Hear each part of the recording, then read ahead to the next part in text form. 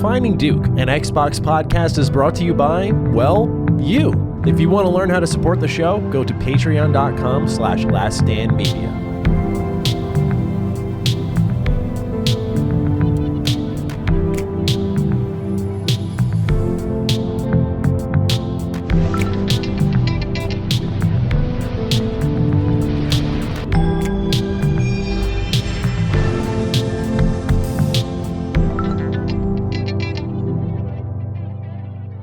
Salutations, everybody. It is Maddie here today, and welcome to episode 214 of Defining Duke, a Xbox podcast. Today, I'm joined by a masterful interviewer, Lord Cognito. How are you doing today, good sir?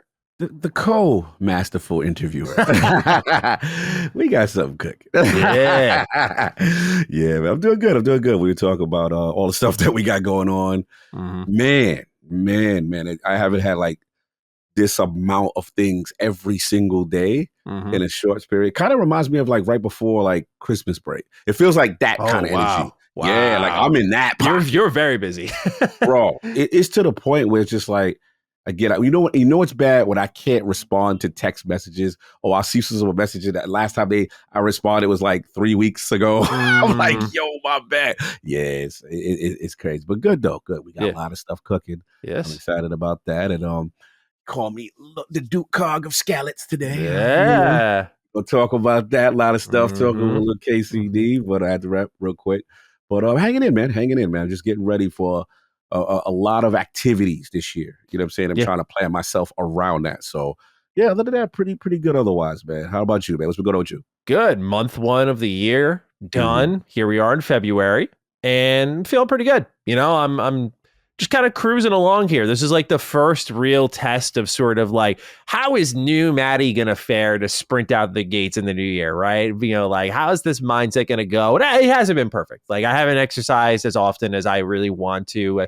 My Sudoku sometimes falls to the wayside. We did get write-ins. M. Carba wrote in actually saying, I just wanted to thank Maddie for reminding me about Sudoku. Nice. I haven't thought about those puzzles in many years. It brought back memories of me playing it on the train into the city for school back before smartphones captivated our lives. You're right that they are great for brain health, and I'm motivated to start doing them again. Thanks, Maddie. And yeah, we got a lot of ratings about Sudoku.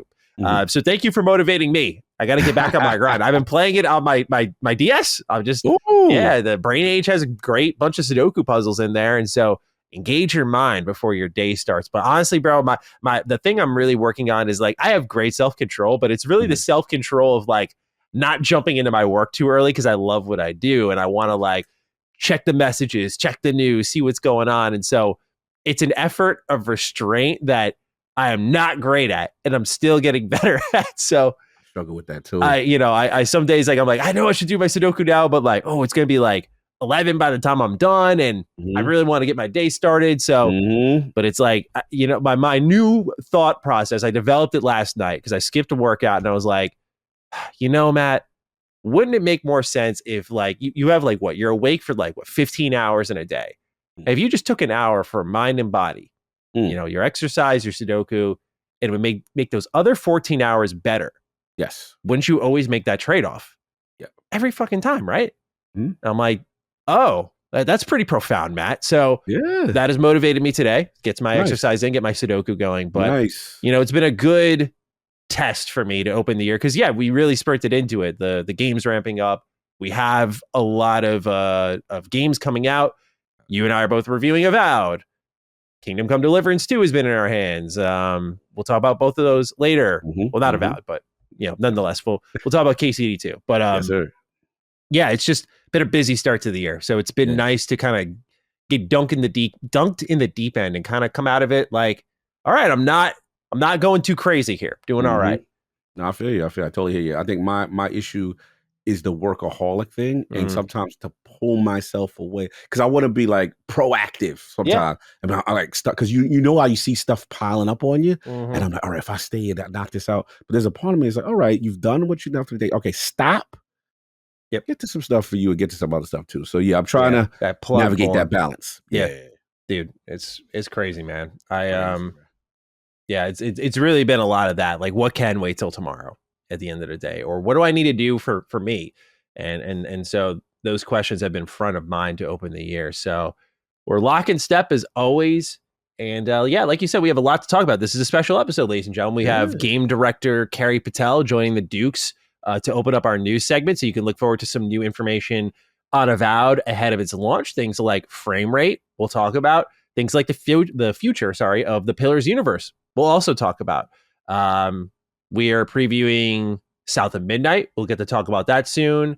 We're playing Avowed. We'll get to talk about that soon. Xbox is keeping us quite busy here. So yes, very much so. A lot going on here in the realm of the Dukes, giving some context to Cog and I's early year busyness. But we're happy you're here.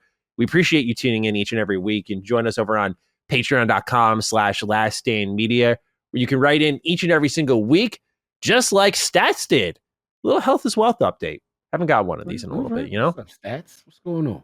Hey, Dukes, I've been listening for about a year. Really love the show, and I've been wanting to share my own mental health is wealth story for a while. I'm 27 years old, and over a year ago, I had issues with holding down a job and figuring out what I wanted to do since I graduated high school. I'd bounce from job to job. I'd go months to a year with no job and just get playing games all day.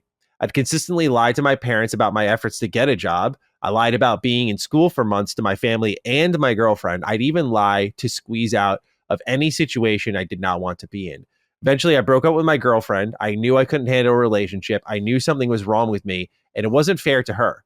I knew something about me had to change. I had an honest conversation with my parents one morning, which led to me being in therapy. This was the best decision of my life.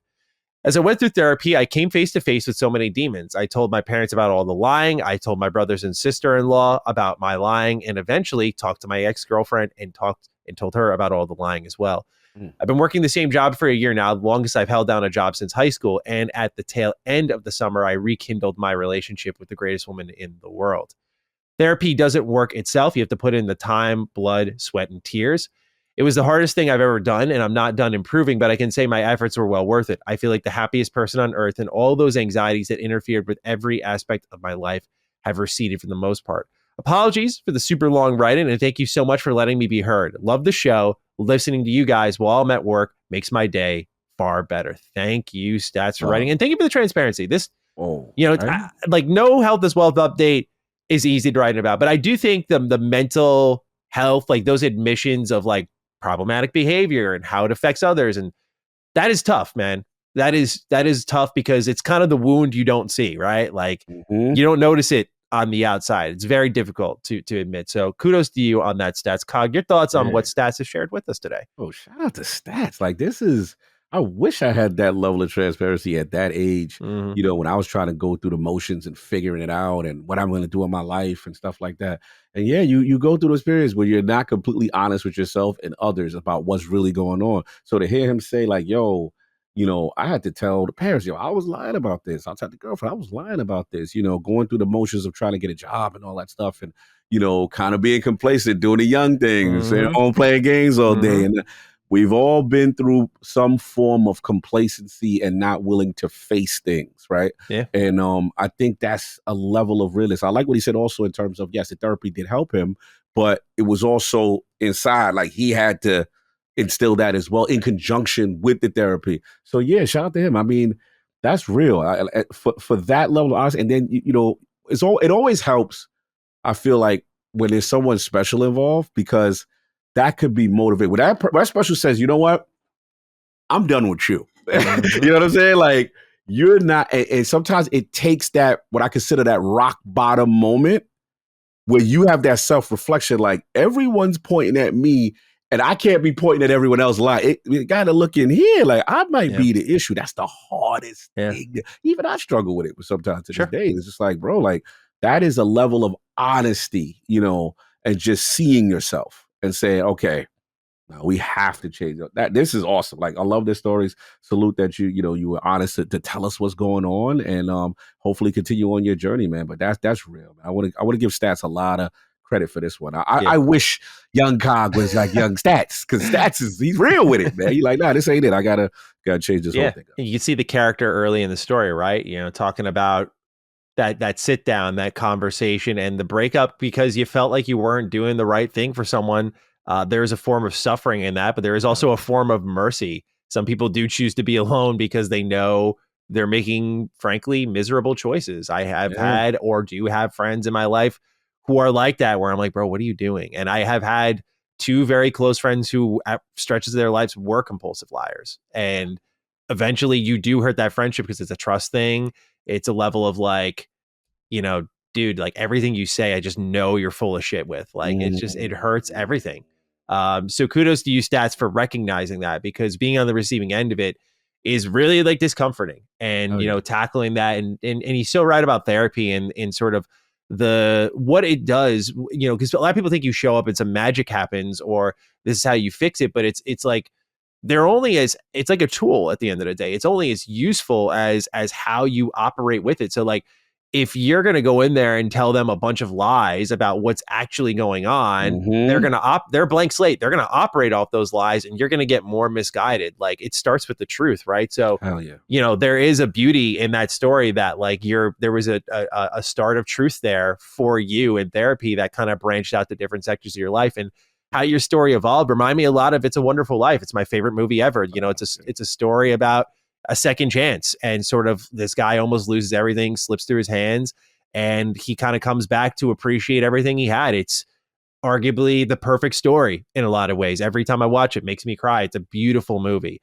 And I recommend anybody who has not seen that movie. It's a Christmas movie, but please watch it, even if it's the middle of the summer. I don't care. It's going to resonate with you no matter what time of year, which is what I think makes it such a beautiful movie. But your story reminds me a lot of that, these things that did slip through your hands, you came to appreciate and understand, and you were blessed enough to kind of get that back into your life with a true newfound appreciation, right? It's like someone learning about their own mortality, and all of a sudden life that surrounds you is a lot more beautiful when you know it's fleeting, Yes. So there's something really powerful about that. And Stats, we appreciate you just taking that time to share your story with us. Absolutely. Well, Cog, we have video games to talk about as well, and we got a great one to open things up with here. We have John Gonzalez, lead creative designer on Fallout New Vegas, and he is back with Obsidian Entertainment. And according to Josh Sawyer, John Gonzalez was responsible for the families of The Strip, Mr. House, Kaiser, Benny, Yes Man, and Vulpes Inculta.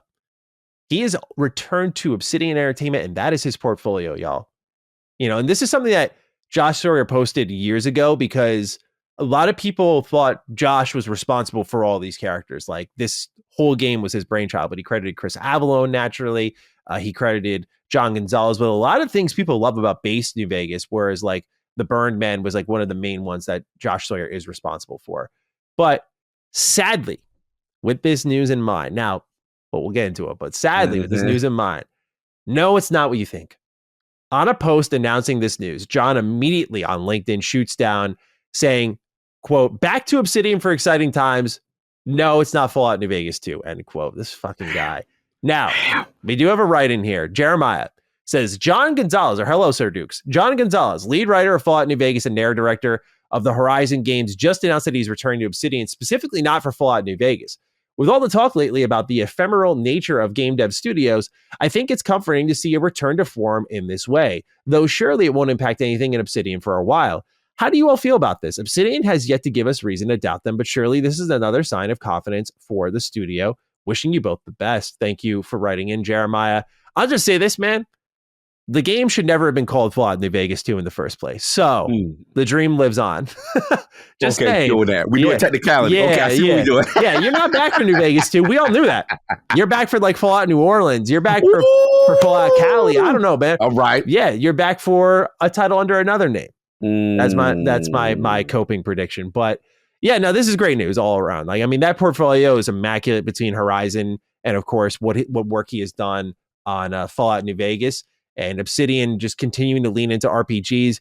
I imagine he is being brought in for some sort of role-playing experience, because I don't think this has anything to really do with the Outer Worlds 2 either. So it's about what's next after Avowed, which is already done, and what's after the Outer Worlds 2. And I'm like, hello? Hey now. How is it not? All out? Woo, man. Yo, man, that would be crazy. I'm with you. I mean, listen, this is world-class talent, man. You love to see it. You love to see it come back in the building And okay, yes, he did set expectation by stating the game that we all love, and I mentioned it, but at the same time, even if it's worst case scenario, it's not. It's like you said. Worst case scenario. Worst case. Yeah, I just get kicked. They're just working on another role playing game. This sucks. So I'm working on a new IP. How dare you? You know what I'm saying? We all know what we want. We all feel it's synergistic. Obviously, the show. Obviously, where the show is. Yeah.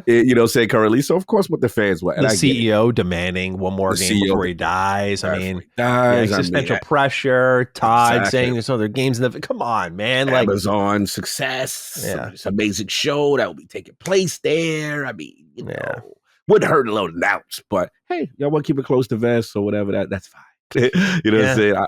I'll take it. But yeah, this is great to see. The responsibility of characters and all the things that he's responsible for is great. And it's just, listen, Obsidian's talent, man. It is. I mean, obviously, we got a chance to speak to a lot of people now, too, Sawyer and obviously Carrie, Josh and Carrie. But I think I talked to Megan formally when she was over there during the murder of Aaron Donald's day.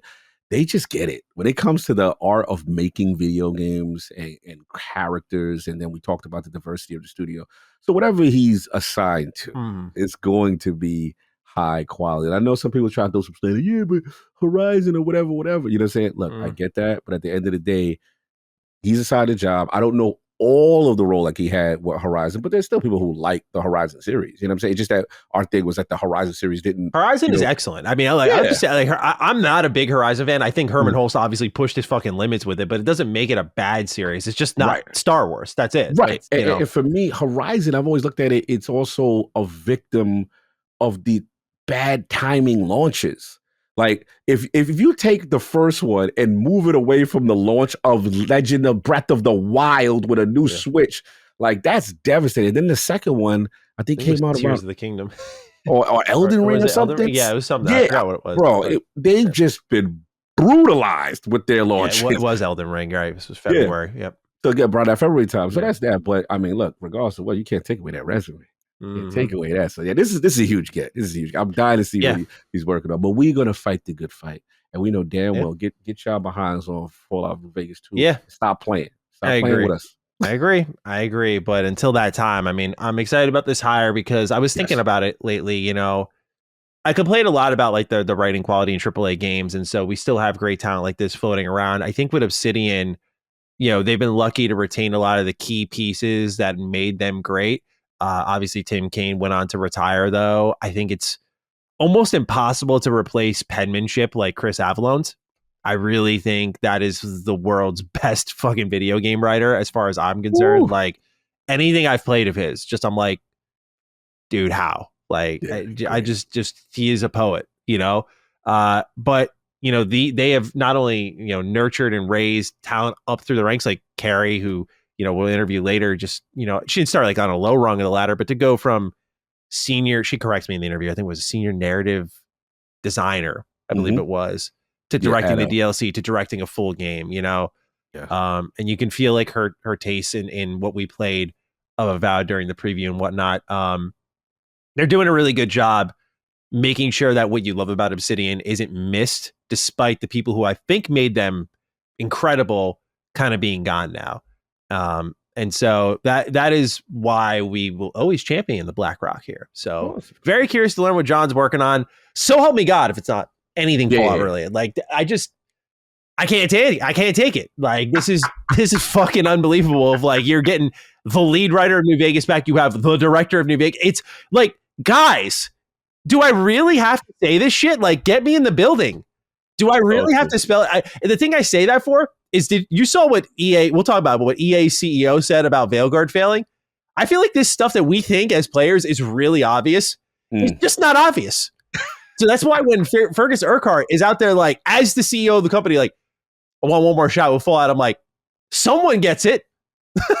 I'm like, Obsidian. It's Chris Avalone, and you've got the fucking super team for New Vegas too. Like, bro, how often does that ever happen? Like every domino How does that ever happen? Yeah, it's like literally like Phil, get on the phone. Matt Booty, get on the phone. Yeah. Somebody's got to get on the phone. I know Xbox listens. I'm like, look, maybe some of you were like, Phil's listening, smirking right now. Yeah, I already know what we're cooking, but bro, if you guys are not cooking with this, I'm not just some crazy fanboy. I'm making you money right now. I'm making you hundreds of millions of dollars right now. Go press that goddamn button. I mean, you've only got like the number one video game show going on right now based on Fallout. I mean, you only have that under your control right now, right? I mean, we do like money, and and the talent who makes it. I don't know, man. Todd's been in a good mood when talking about multiple Fallout projects and stuff. You know, never seems to quite shut down Obsidian. You know, yes. Yeah, we'd love to get these two in a room. Yeah, I'd kill to be a fly on that wall. If you could make a tier list of conversations you wish you were a part of, right? Like, I think people would go back to like the signing of the Declaration of Independence. I'm like, I want to be in the boardroom when like the minds of Obsidian and Bethesda come together to plan out what they're going to do for the next Fallout. Yeah. I would kill to be in that room. Todd, we need Josh. Yeah. We need for course we know him. Yeah, I mean, Phil, get Phil in there. Phil. Yeah, you need oversight. The judge. Yeah, we need oversight, or Matt Booty at minimum, right? You know, absolutely, we need oversight. And what do we need to do, fellas? What do we need to do? What do we need to do? Facilitate? How could we help you facilitate this? Yeah, like, dude, fucking throw him in that room, lock the door, and say no one leaves until we sign this piece of paper that says we're making a new Fallout game. That's my proposal. It is. All right. Well, a man can dream. Until then, John Gonzalez is back at Obsidian. All right. It's raining PS5 ports. Got a couple announcements this week. I said Horizon. Forza Horizon 5 is coming to PS5 this spring. Separately, World's Edge has confirmed that Age of Empire 2 Definitive Edition and Age of Mythology Retold are on the way to PS5 as well. Mythology will arrive on March 4th, while the 2 Definitive Edition will get a release date later on. So yeah, here they come. But Forza Horizon 5 finally making that jump.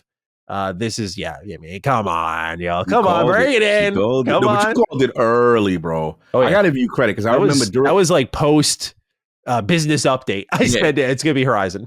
Yeah, you called it. I got to give you your flowers, man. Like, you were on it because I was like, okay, maybe they ease in, they'll do it. And you're like, no, you just got to put that. That's the one. And I'm like, damn, you think they're going to do it? You're like, yep, that's the one.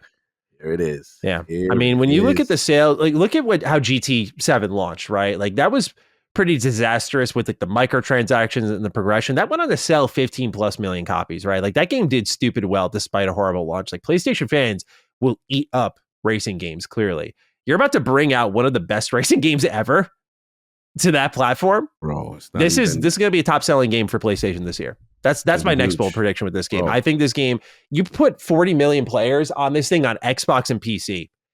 Like Xbox doesn't have a lot of stats to flex this generation, but that's one of them.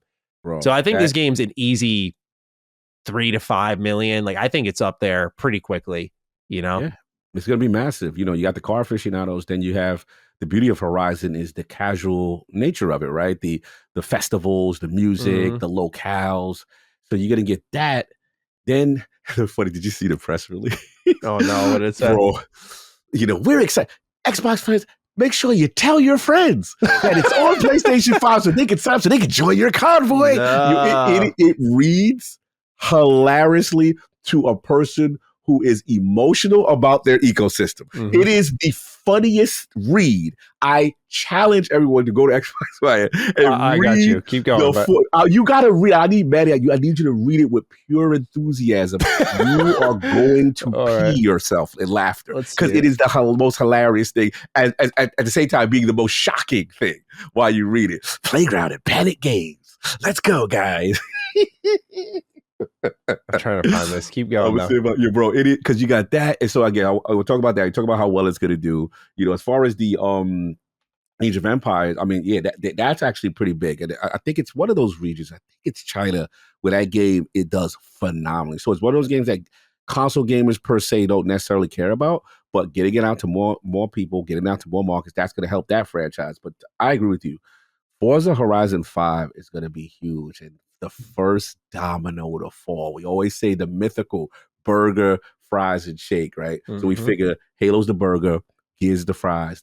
Forza is the shake, that shamrock shake. You know what I'm saying? So it's out there, and it's gonna be huge, man. This is, you thought Sea of Thieves or something? Yeah. You thought Sea of Thieves did well on the PlayStation Store, was in the top 20 when whatever their PlayStation downloads, number 6 in the EU. Oh boy. Oh yeah. I think I found it. Okay. It's on the Forza Net. Okay. I got down to the bottom of it because the rest is a lot of this is just fluff. Yeah, it's like with nearly 900 cars available and over 40 updates, et cetera, et cetera. So the bottom it says, here we go.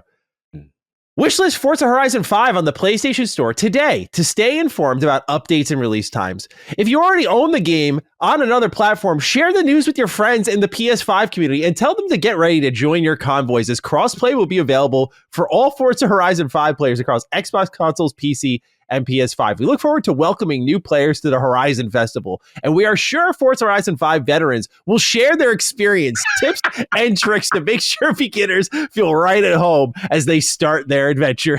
That is the good ultimate needle to the console warrior. If you've already been playing, make sure you spread the word. Yeah. I love that. I love a little nudge there. Like, bro, that was a nudge. They know what they're doing. Yeah.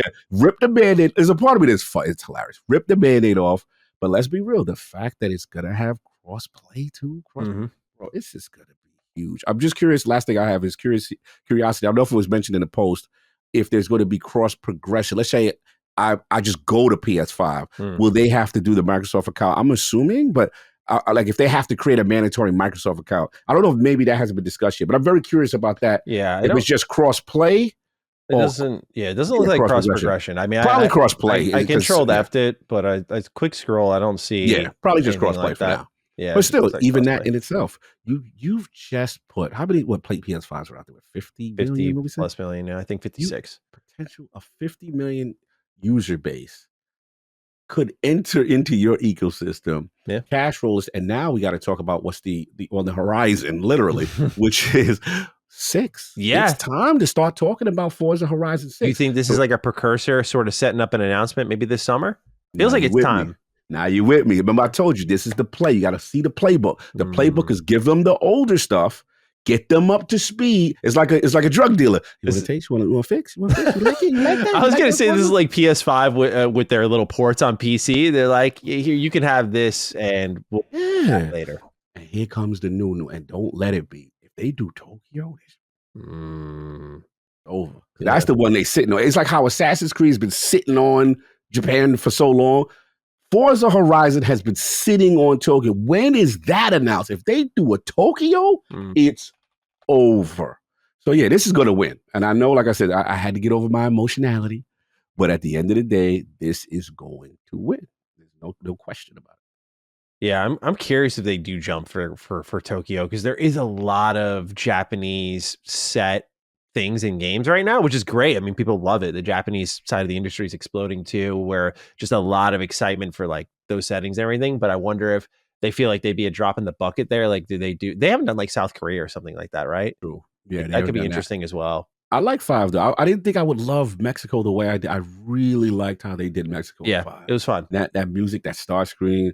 Look, PS5 guys, you guys got a fantastic racing game. Go check it out. Go support. Serious, all jokes aside, like this is a phenomenal game. And the other flip side to this is, some people felt that it didn't get the media attention that it needed during the time of its release, when it was Publisher of the Year, Metacritic Publisher of the Year, or the awards.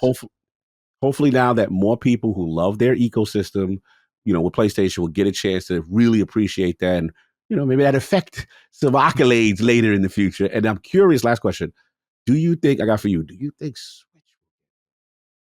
Yeah, I feel like phase 1 is PS5, right? Like we're going in phases. I mean, who knows how long the development kits have been out for Switch 2, and like who has been privy to them, But I imagine Xbox has some things on the docket for Switch 2. Again, I think they're going to be the biggest presenter in that Switch 2 presentation. Like, I think Microsoft's going to be there for a hot minute, being like, we're bringing this, and that. I don't know if it's going to be like, what do they think fits, or what needs a shot in the arm sooner rather than later? Like Starfield move to all those other platforms at once first. I don't know, but who knows what the technical complications are, because Switch does it.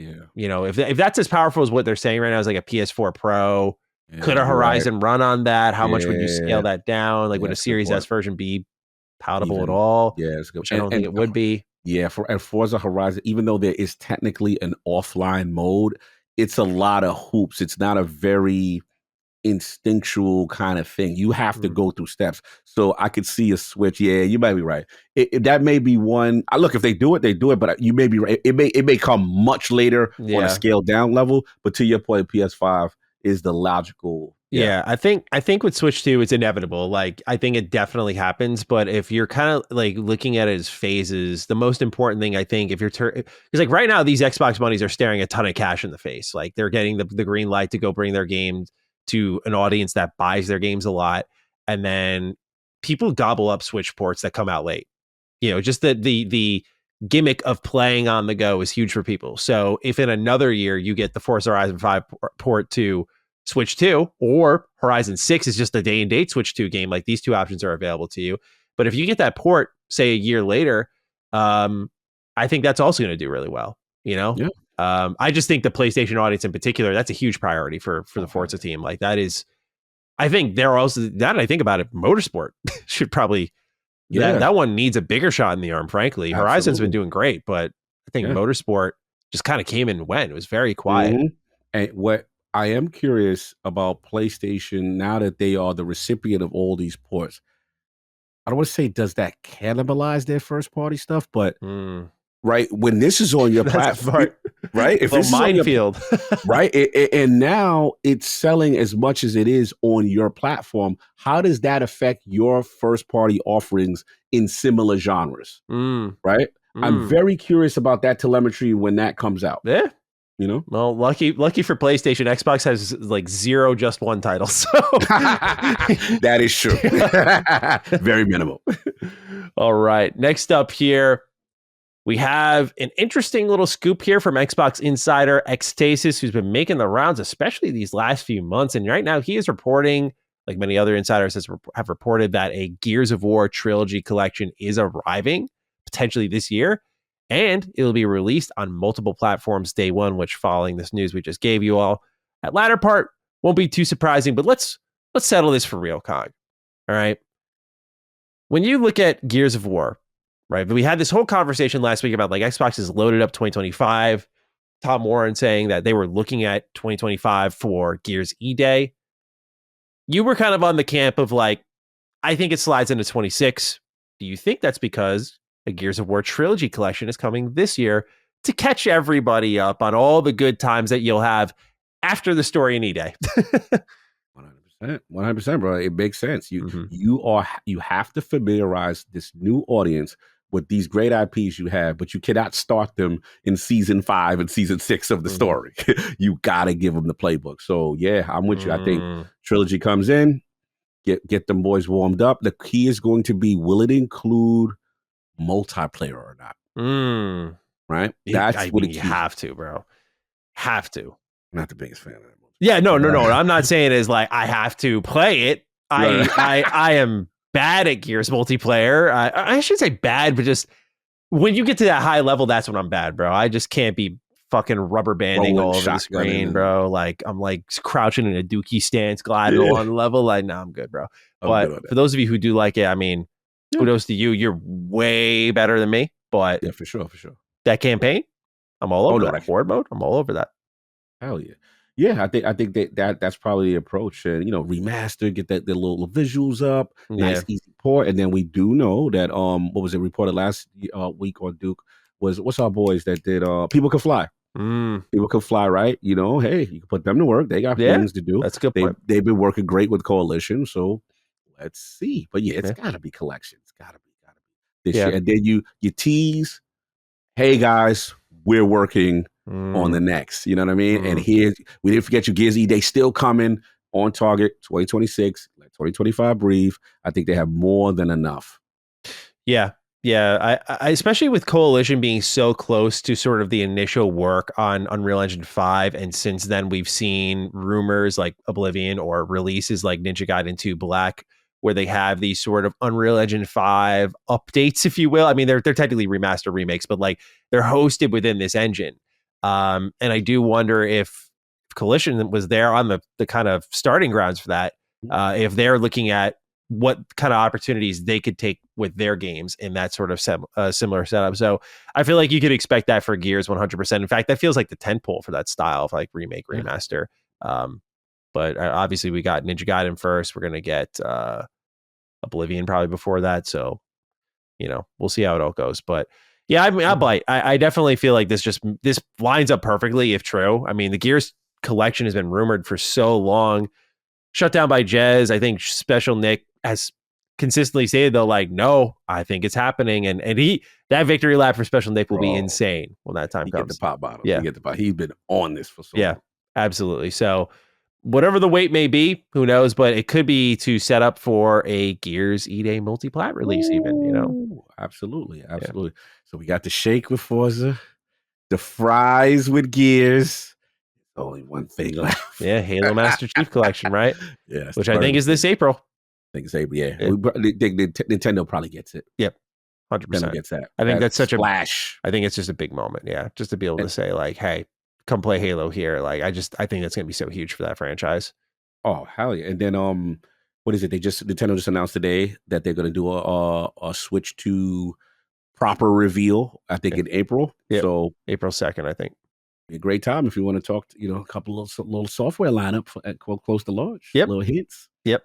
Absolutely. So I think that's when you hear about Halo. But, oh man, just a lot of releases to track here for ye old Xbox. But last week's episode, Cog, was a lot about Xbox's earnings, and it was interesting because the numbers that we to be clear, by the way, fortunately, no one was mean to us in the comments. We've had a really great streak. I'm about to jinx it, but we've had a really great streak of people just being nice to us week in, week out, where I'm just like, holy shit. I don't know what the fuck happened, but holy shit. Thank you. It's a pleasure to read it for once. But last week, we talked about how Xbox's big bets seem to be paying off. They made like $465 million in a month. And in December, they were like the lead game publisher by a mile, like out earning even EA, who has all of that Ultimate Team money. They had single player games backing them. Of course, Veilguard didn't do much. But point being is we saw Xbox's plans paying off. Of course, after we record that show, day and a half later, here comes the Q2 2025 earnings results. And we got the breakdown here from Insider Gaming, which I'm going to read because it's a pretty brief article. They say Xbox's key points for Q2 2025 are gaming revenue declined 7%, down 8% CC. Xbox content and services revenue grew 2%, driven by growth in Game Pass. Xbox hardware revenue, as you'd probably expect, declined by a significant margin at 29%. So what does this mean, they write? It's always hard to judge the long-term effects of financial or of quarterly financials as they don't paint a broader picture of the company as a whole. On first impressions, Xbox content and services revenue growth by 2% seems like a good indicator for Game Pass, but during the months in which the hotly anticipated Call of Duty Black Ops 6 released, I would have expected a little bit more movement. However, it's growth that matches Microsoft's guidance at 2%. Xbox revenue decline is something that we should hopefully see change in the coming months, as Xbox's new strategy is to release its games across more platforms and thus increase revenue. But again, it's somewhat surprising considering a big quarter with Call of Duty. And Xbox's hardware revenue decline shows a sharp decrease at 29%, which is frankly a shocking statistic during the holiday period. For context, Xbox hardware grew by 3% during the same quarter last year. That being said, Xbox's new focus on cloud will undoubtedly have a negative impact on hardware sales. So yeah, this number continues to grow. I was very stunned by this number. Just like I was stunned by last week's number, I was like, hey, that's really good. If you're making $465 million in a month and you're barely growing in the terms of revenue, the operating costs at Xbox must be absolutely fucking absurd, you'd have to think, right?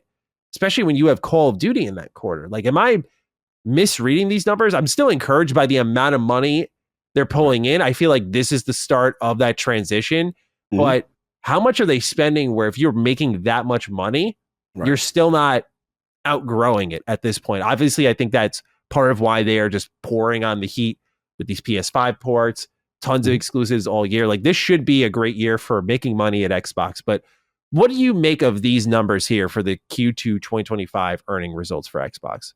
Yeah, initially at first I was surprised by the revenue decline, the gaming revenue decline, because hardware, let's be real, the Xbox hardware there's no surprise here. They're not marketing the console. They're not moving the console. And to me, for all intents and purposes, they have thrown it in the towel this generation for hardware. The way I look at it is they're going to be all in for next hardware. And at this point, there's no more trying to facilitate it. That's the vibe, the energy they're giving me. Mm-hmm. That's how I'm feeling, right?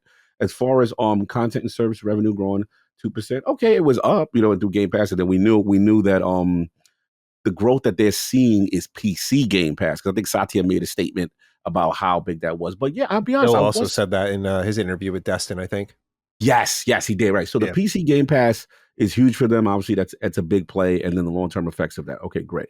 Now, the key is that gaming revenue decline. Like I said, I was surprised that we're paying attention to another quarter. And I'm like, okay, well, what really came out around that time?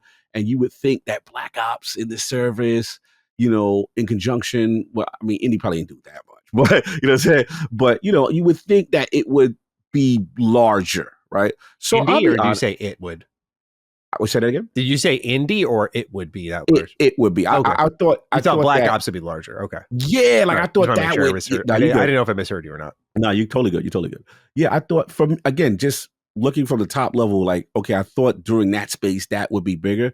Mm-hmm. So, I've been asking around and, like, hey, you guys concerned about this? Like, this seems like a red flag. I would say a red flag, but it just seems surprising to me. I thought not gaming revenue would be down.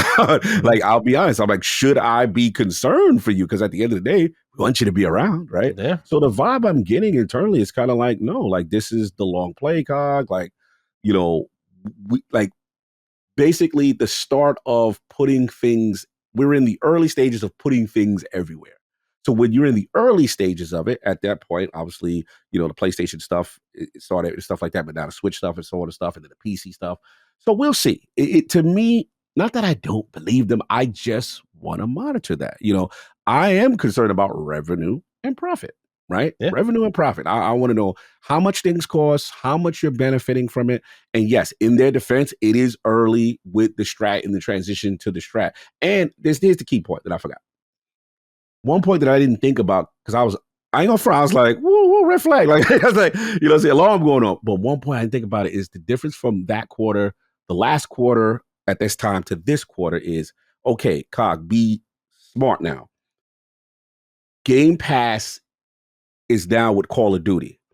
Those Xbox guys that would have bought Call of Duty now go to Game Pass. So that revenue of the $70 in that quarter that you would have saw, 70 turned into 30, whatever it is, 20. What's the Game Pass Ultimate? 20, whatever? Yeah, it's about 20, but also there's the Vault upgrade, so maybe, but yeah. Right. But the majority of it, we would assume, right, that a bulk of those on the Xbox side turned into $20 Game Pass Ultimate guys, which they do want, but to reflect in that quarter, that's going to come down versus the past quarter at the same time when Call of Duty came out, everybody's paying $70 on the Xbox side. Yeah. So that's one of the factors that I was thinking about, because I was like, okay, that kind of does make sense.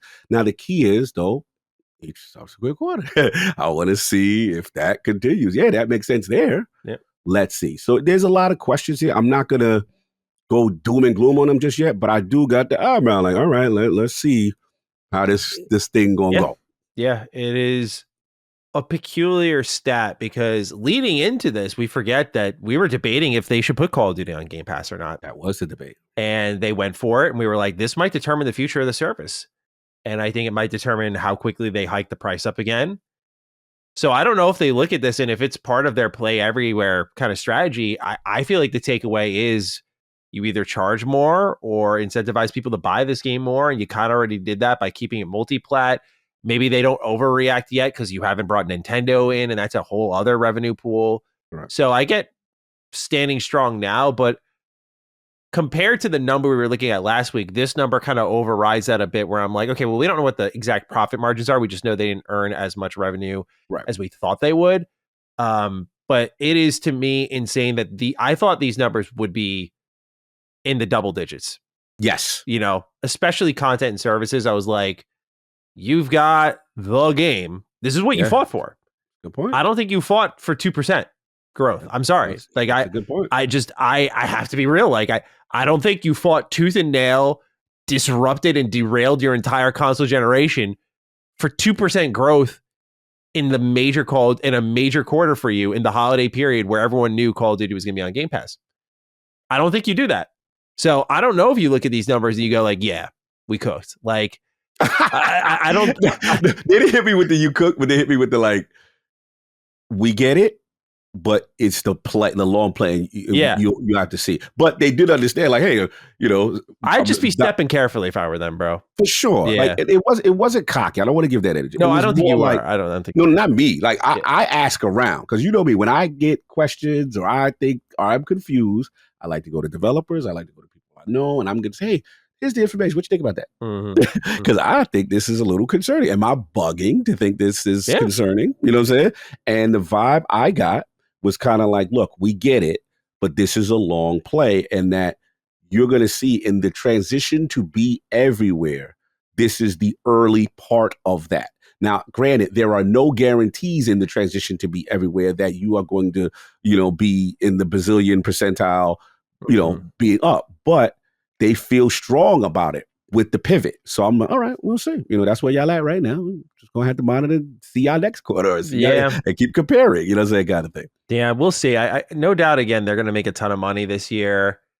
I just worry that if Game Pass didn't move that needle in a significant way, like that's the thing I worry about is like these numbers kind of reflect that post Starfield quarter where we're like, oh, things should shift really great in their direction. And it's like Game Pass, I think, grew like 1% or something like that out of Starfield. Now you see 2% in content and services for after Call of Duty. I'm like, and indie. Like, I'm sorry, but indie is we'll talk about. We'll throw it in here right now. Yeah, throw it in right. 4 million players surpassed 4 million players on PC and Xbox, according to Microsoft CEO Satya Nadella, who stated this during the same earnings report. I'm like, bro, that's another massive game, massive IP, fucking amazing. Top 3 game for me last year. Amazing game. I adored it, but I look at that. I look at Call of Duty. I'm just like, what more do you guys need? But this is what I got to parse out of it is that, again, when I kind of talked about, this is not for the Call of Duty part, this is for the Indiana Jones part, where I talked about us as gamers romanticizing the critically acclaimed stuff. Oh, sure. But who's actually buying, right? And what it shows me is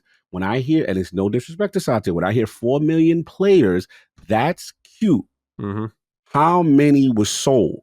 We gonna talk about maybe a quarter of that.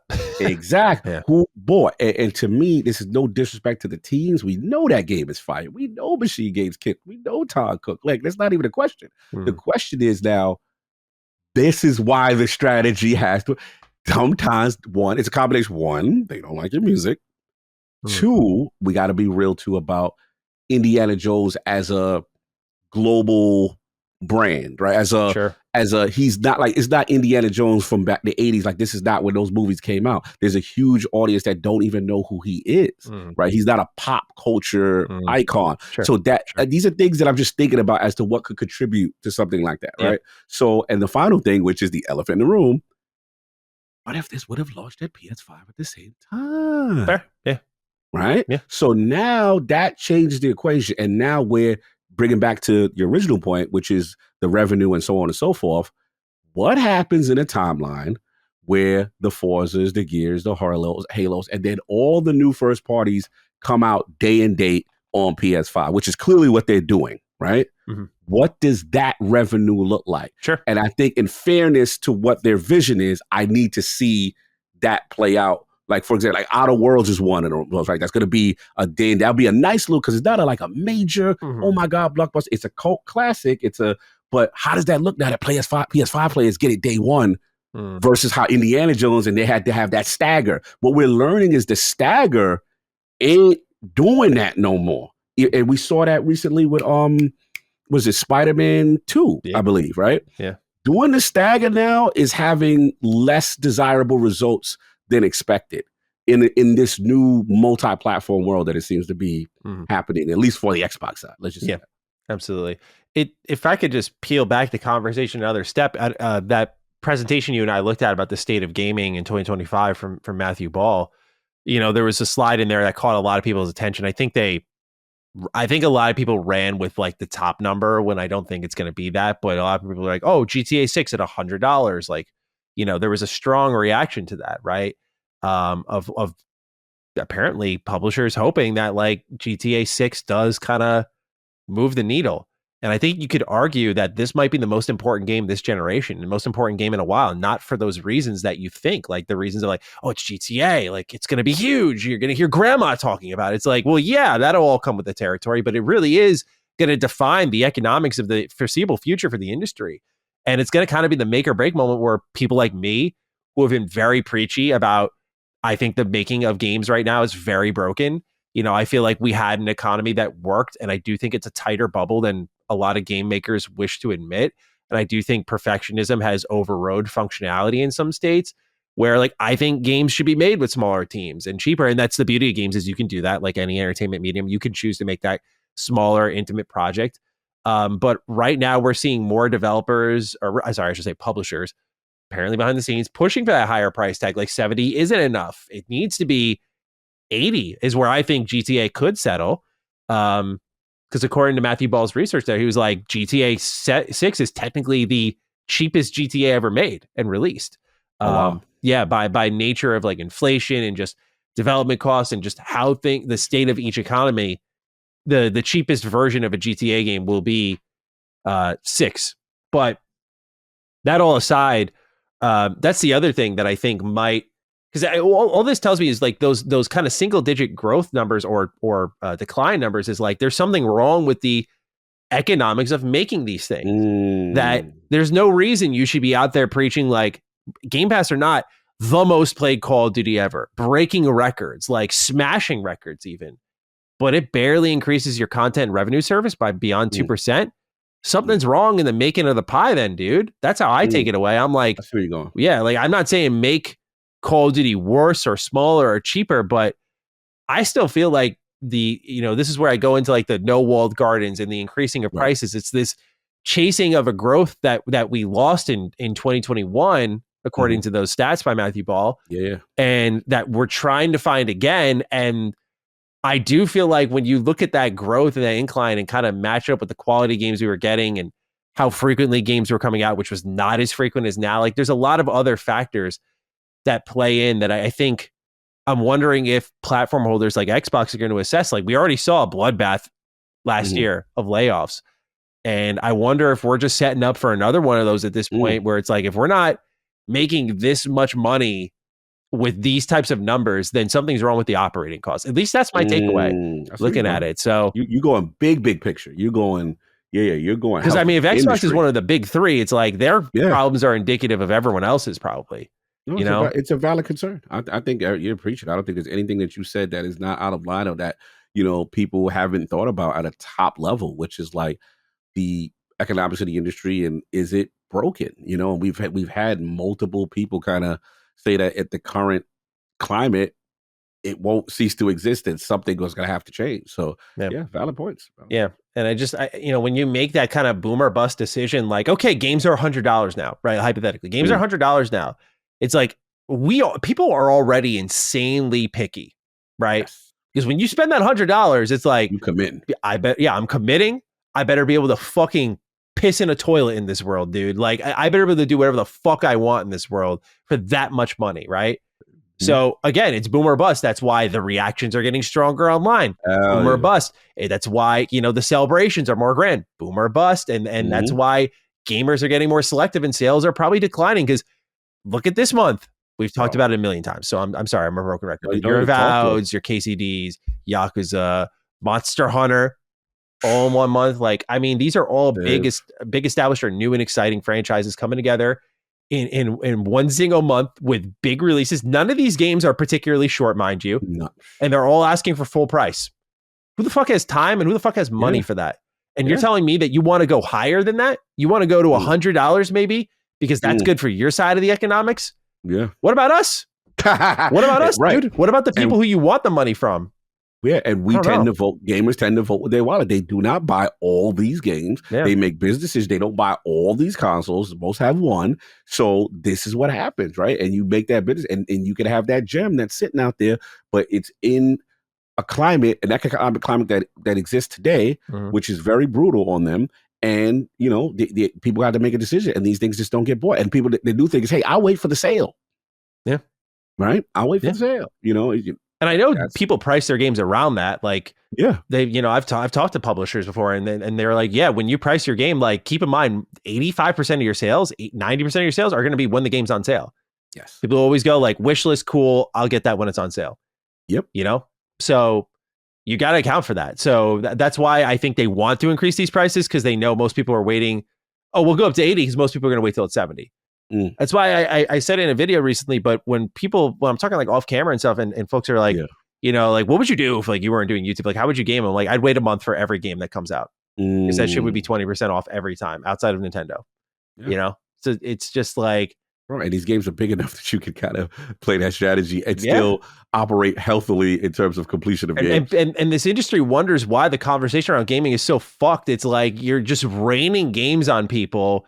They're playing shit from years ago, but they want to keep up with what's happening now. So they watch people like us who play everything now, and they develop their opinions based on shit they see, not what they play. Facts. It's all fucked, dude. Oh, you're right. I love that last sentence. Yeah. People base their opinions on stuff that they see, not what they play. That's the new thing. Dudes, they haven't even played a game. They got like super strong opinions. Yeah. But again, it's indicative of the climate, right? Because you have to make a tough decision in defense of these people, right? Sure. So it's just like, absolutely. Yeah. You know, I get both sides of it. There's just got to be Absolutely.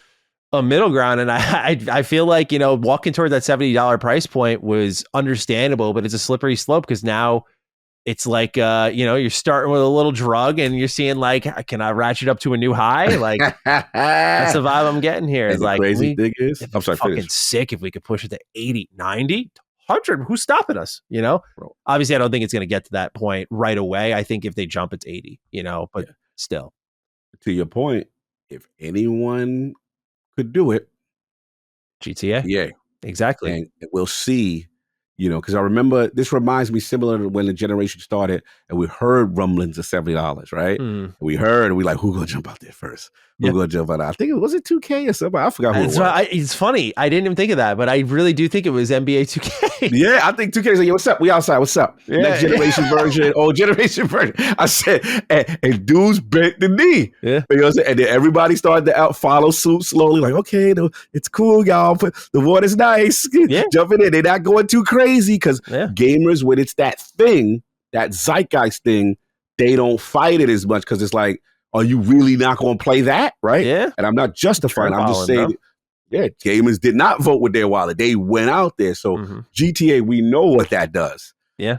So we'll see. It'll be very interesting. What the presentation pointed out, but what I think a lot of people don't consider is like, we're talking like the highest budgeted games right now. But what it does is it's not like, you know, if you're just someone out there who's listening, you're like, oh, I play mostly indies. Like, this is fine. Well, now that opens the door for, I mean, indies will kind of be in at least from my interpretation of this sort of stats, is like, they still need to be careful, because like funding is decreasing in gaming. So of course it's not like easy money for them, but like they now have room to move up now. So those $20 gems that you find are now 30.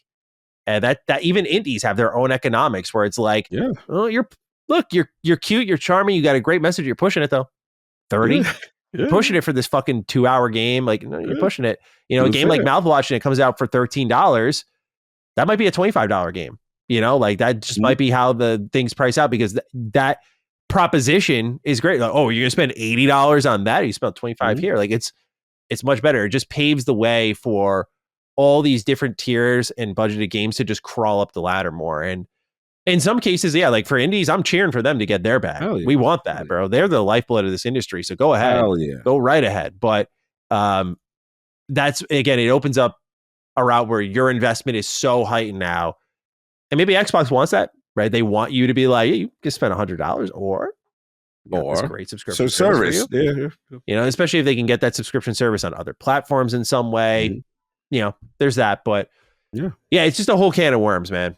I could go on, but it just is. Their stats, I think, are very telling. Very telling. Without, you know, again, I know I'm singing a different tune from last week. I apologize. I'm operating on the information I have, but those two combined, I'm like, Xbox is making. We know the money. We know the figure. $465 million in a month, but in the overall quarter, not showing too hot. So I don't know, man. I don't know. We'll see. Well, here's a fun one for y'all.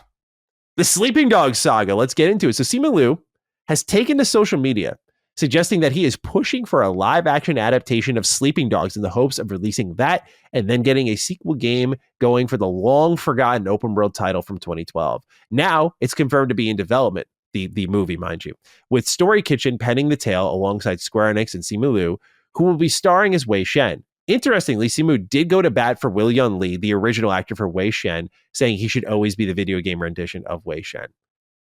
Bro, this is the beauty. We talk about the ugly part of the industry. This is the beautiful part of the industry. Come on, man. This shit, the impossible is happening. Sleeping Dogs is unapologetically like one of my favorite crime open world games. Like, I just think it is so. But that story, dude. Woo. Holy Fire. Shit, bro. Nothing. Fire. I remember buying that on a whim because I thought the combat was cool. And when I got to the end of that shit, bro, my heart was broken. I was like, oh, dude, if anyone has not played Sleeping Dogs, go get the definitive edition. Just shut up. Just shut up. Go buy it. It is like, you'll be so angry at how few types of games like this we get. Because like there was a time where like people wanted to challenge GTA, Saints Row, Sleeping Dogs, like the Throne was available, I guess. Yes. But everyone gave up. Yeah. And this was one of those games where like they were wanted to do a sequel. They ended up doing Triad Wars, which was this MMO. And I was like, I loved Sleeping Dogs. Even I saw it, I was like, guys, who the fuck wants this? Like who played Sleeping Dogs 1 and went an MMO? Like, that's the next step. Yeah, like that's obvious. So the sequel is right there, but it got shut down. So unfortunately, if it does get spun up, we're going to see that maybe by like 2030 something. But you know, it'll be a while. But still, this is baby steps, man. Baby steps. Apparently, he called Donnie Yen. I know. Yeah. What? So very, very interested to see where this goes. How are we feeling about the Sleeping Dogs return potentially on the table here? No, man. I want to shout out Simu Liu, man. He's been, he's such a passionate guy who is truly a gamer, and to see the levels that he's going through. I think when I first, obviously Shang-Chi the movie and stuff like that, he did his thing with the MCU. I thought that movie was very underrated. I really like that. I haven't seen it yet. My friend was saying it was like a top MCU movie for him because it doesn't rely on anything else. So it just stands on its own very well. Stands on its own, man. It's really, really good. I really loved it. And I'll tell you, I do want to watch it now, knowing that he is the lead role for a Wei Shen. I was like, bro, you need to watch this because I would love him. Like I said, if he wants to do that, shout out to him for paying homage and trying to get the original actor, you know what I'm saying, to get in. That is, again, someone who is truly a gamer, truly passionate about the franchise. I love how he's championing it. Like he wants to get this done. He's trying to be the face of it. You love that stuff. So yeah, this is super dope. So I want it. Sleeping Dogs is a classic. Everyone knows. Those who know. Sleeping Dogs is a classic, bro. You owe it to yourself to at least give it a shot. And yeah, man, I would definitely say get on that Shang-Chi. He did his thing. Great addition to the MCU. One of the few Phase 4 joints that I was like, all right. That was good. We got Spider-Man. We got this. Okay, I like this one. This was cool. Super. And the artistry, it's really good. Story's good. I love him giving Will Yun Lee some real props there because I feel like he's so excellent in anything I've seen him in. Like he was Wei Shen. And this dude, by the way, like I was on his Instagram, this motherfucker still is Wei Shen. Like he's got sick martial arts abilities sharp as fuck, bro. I think he's like a black belt or something. Like he's insane. So like this guy's cracked in real life. I know he was, I'll just say, a main character in Like a Dragon, and I did like him. But I mean, it's his voice, bro. His voice is so distinct. It's I don't know how to describe it. It really is just like raspy in the right way. Yeah. And I adore Will Yun Lee, man. Like just one of my favorites when he shows up in anything. So I would absolutely love to see him just make a cameo in the movie and kind of get this game going. That would be so good. But yeah, if anyone's listening, again, you haven't played Sleeping Dogs, you're in for a real treat. You got like Arkham style combat, environmental kills. Like you'll be able to throw people's heads into like air conditioning units, slam their heads in car doors. Like it's very brutal. The story is fucked up. Like it's just it's a game that really by the end you're gonna feel, I think, very strongly about it one way or another. And it does have fun, stupid DLC like fighting ghosts and whatnot. So you can have fun with that as well. But awesome to see Sleeping Dogs is just in the conversation again. I would love to see something get spun up for it. All right. Final Fantasy VII Rebirth had a strong launch on Steam, according to Matt Piscatella. According to Physical and Tracked Digital, Rebirth was the best-selling game of the week, while the twin pack of Remake and Rebirth ranked third for that week. So very good sign for Square Enix, who has been betting bigger and bigger on multi-platform. And perhaps we'll bring in this other piece of news here, Cog. Final Fantasy 16, according to Nate the Hate, is coming to Xbox spring 2025. So Xbox and Square must have had a really just clairvoyant, prophetic conversation together, because they're kind of marching into the same beat right now. They're both kind of going out there and just, can we put our games everywhere? Cool, got it. Like 14, got it. Rebirth, got it. Remake, got it. 16, cool, going to do that too. Like, they're just funding all of these ports and trying to find new audiences to grow, presumably the next entry and whatever they do, whether it be Final Fantasy or something else. But how are you feeling about the launch of Rebirth, what you're seeing here from Matt Piscatella, and of course, a Final Fantasy game coming to Xbox? How are we feeling about that? Feeling good about that for sure. You know, that's the one I'm still on the hook for. So I get the people off my back. But now, all jokes aside, it's doing well. It's doing well on PC, and the fact that, you know, they want this everywhere. So the key is going to be now shortening that gap. You know, I'm assuming they did mention already the collection, you know, and stuff like that coming. But one thing I thought was interesting, and I think I did send it to you. Let's see if you can send it to you in the joint right now, in terms of what Jason Schreier said about this. Hold on a second. That might not come through for you. Let me see if I can find it. I do remember what he posted on Blue Sky. So I do have it. Yeah. And it basically, he said 2 takeaways here. He said, in reference to the Final Fantasy news, Rebirth, and the great Steam launch, he said 2 takeaways. 1, Steam has become a bright spot for many game makers as console sales have flattened. Talking about console sales in general. 2, console exclusives will become obsolete soon, especially for third-party publishers. That is big. Jason talks to a lot of people. So if Jason is putting out these bold statements that, yo, I think console exclusives will be, again, first party is different, but third party saying, hey, we're not really receptive to these exclusive deals anymore. We want them everywhere. And even with Final Fantasy's case, you know, in a situation where subsequent launches may be different, right? We have to see. So I think that is a dynamic change in the industry. We're in an inflection point where we are, obviously Xbox is doing what Xbox is doing. That's separate. But third-party publishers, the days of the exclusive bag is getting less and less, and we're going to see more of this. And that is very interesting to see in the games industry. Yeah. It's interesting because a lot of his wording suggests that something like a PlayStation would follow Xbox's sort of route of, you know, no walled garden. Same thing with Nintendo. And that's tough to imagine right now because I feel like they still make a killing. Because he said especially third party. I'm like, does that mean you're saying first party as well? But no, I think third. But nonetheless, it does seem like we're going that kind of way where, you know, I think exclusive deals were really done to kind of guarantee upfront money, right? And sometimes these fund development costs, or sometimes the game would just be in a profitable state before it even released, whatever it may be.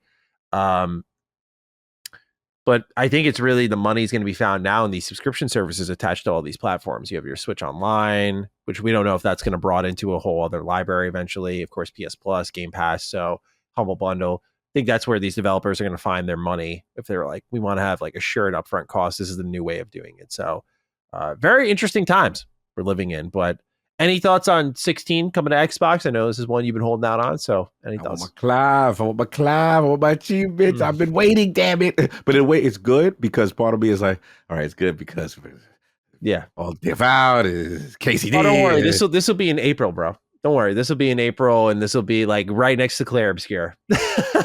and South of Damn. Yeah. Forgot about Claire. I forgot April is the double. Yeah, the double feature joint. And then you got Doom like a couple weeks into May. Yeah. Bro, it never stops, bro. It never stops, bro. Too many games. We'll figure it out. We'll figure it out. Nonetheless, excited for fans to finally get their hands on that game. This one's a bit of a rumor based on what Virgil's voice actor was saying, but I wanted to throw it out there in the conversation because he said at a con, at a panel, that he was asked to do his Virgil voice, like his young Virgil voice. And so people think DMC 3, DMC 1, some sort of remake, something like that, might be on the way from Capcom. This would be such a, as a pained Mega Man fan, this would be just so Capcom coded for me, just to watch them go and fund another fucking remake that doesn't have our favorite Blue Bomber in it. That's okay though. We'll just keep remastering old games and whatnot. But DMC being back in the conversation, last one we saw was 5. The director of that game went on to make Dragon's Dogma 2 and then left Capcom to go work on. They worked under a Tencent subsidiary. That's who it was. Speed Light, I think is what they were called. Speed Light Studios or something, or Lightspeed Studios, something like that. But nonetheless, some of that original talent gone. What do you feel about? Have you played any of the OG Devil May Cry games? Oh yeah, that was what I was. Bro, I missed out on these. Yeah, that was. I remember it, bro. It was a movement. It was so stylized. I remember the first of all the environments and those Gothic style structures, and then you got this cool, smooth, a protagonist, the trench, the sword and the gun combo. We never really see that. Yep. So it was like that he was talking his talk. Like it was a Devil May Cry was a thing. And it was about how stylish you could execute, how your combos got together. For us OGs, it was a artistic statement in gaming that we didn't see at that point. So yeah, it was transformative. I remember whatever it was at E3 or whatever it was, and we were like, "Yo, what is that? Mm-hmm. That looks cool." So yeah, definitely OG. I would go back and play one. They remade it. Oh, absolutely. I would check one out. It's legendary. I dabbled after I played DMC Devil May Cry, the one from Ninja Theory that I ruthlessly defend. Actually, my first Devil May Cry was 4. I apologize. I love 4. 4 is awesome. Then I played DMC Devil May Cry, and I think that game is... I don't give a fuck what anyone says. That game is fucking awesome. I think it is so fun to play. Like, and not only that, that has some of the most absurd dialogue. If anyone knows what I'm talking about the line about the prom date. Unbelievable. Just... Dude, modern Ninja Theory could never. It could never. I would kill to see something on this level in Hellblade 2, nonetheless. But, man, dude. Man, I do enjoy a little DMC. Would love to connect with the originals with a remake of some kind. It actually was on my list with Retro Rebound. We were talking earlier in the episode about, like, sometimes you get in that workaholic tendency. For me, for the last 3 months, we talked to Zakir for Retro Rebound, and we were like, we're going to go into an experimental phase. Like, we're going to try different thumbnail styles. We're going to try different video presentations, topics, and just see what works. And I got to say, as a YouTuber, bro, it's been painful because this was like the line we drew this week. Like, we had like our worst week ever on the channel. We were like, okay, the experiments are done. Like, this is fucking bad, bro. You'll tell me that reality when we get the numbers back, and it's like it's not money. Like it's just viewership. I was like, viewership. Yeah, I was just like, I had to go through that. I was like, bro. I was looking at. I was like, I messaged my editors. I messaged Locke. I was like, yo. I said, I have never seen a number this bad on Retro Rebound since we launched the channel. So I say all that because on my list was DMC. Yeah. But what we're kind of pivoting toward is like, I looked at the channel history. This is such a long story for literally no purpose, but I'm going to tell anyway. I was looking at the whole channel history. And one of the things that we did really well was like Marvel, Star Wars, JRPG, RPG retrospectives. And because I was so busy last year, I realized I was like, I didn't do a single like deep dive JRPG retrospective. It was always like reviews and stuff.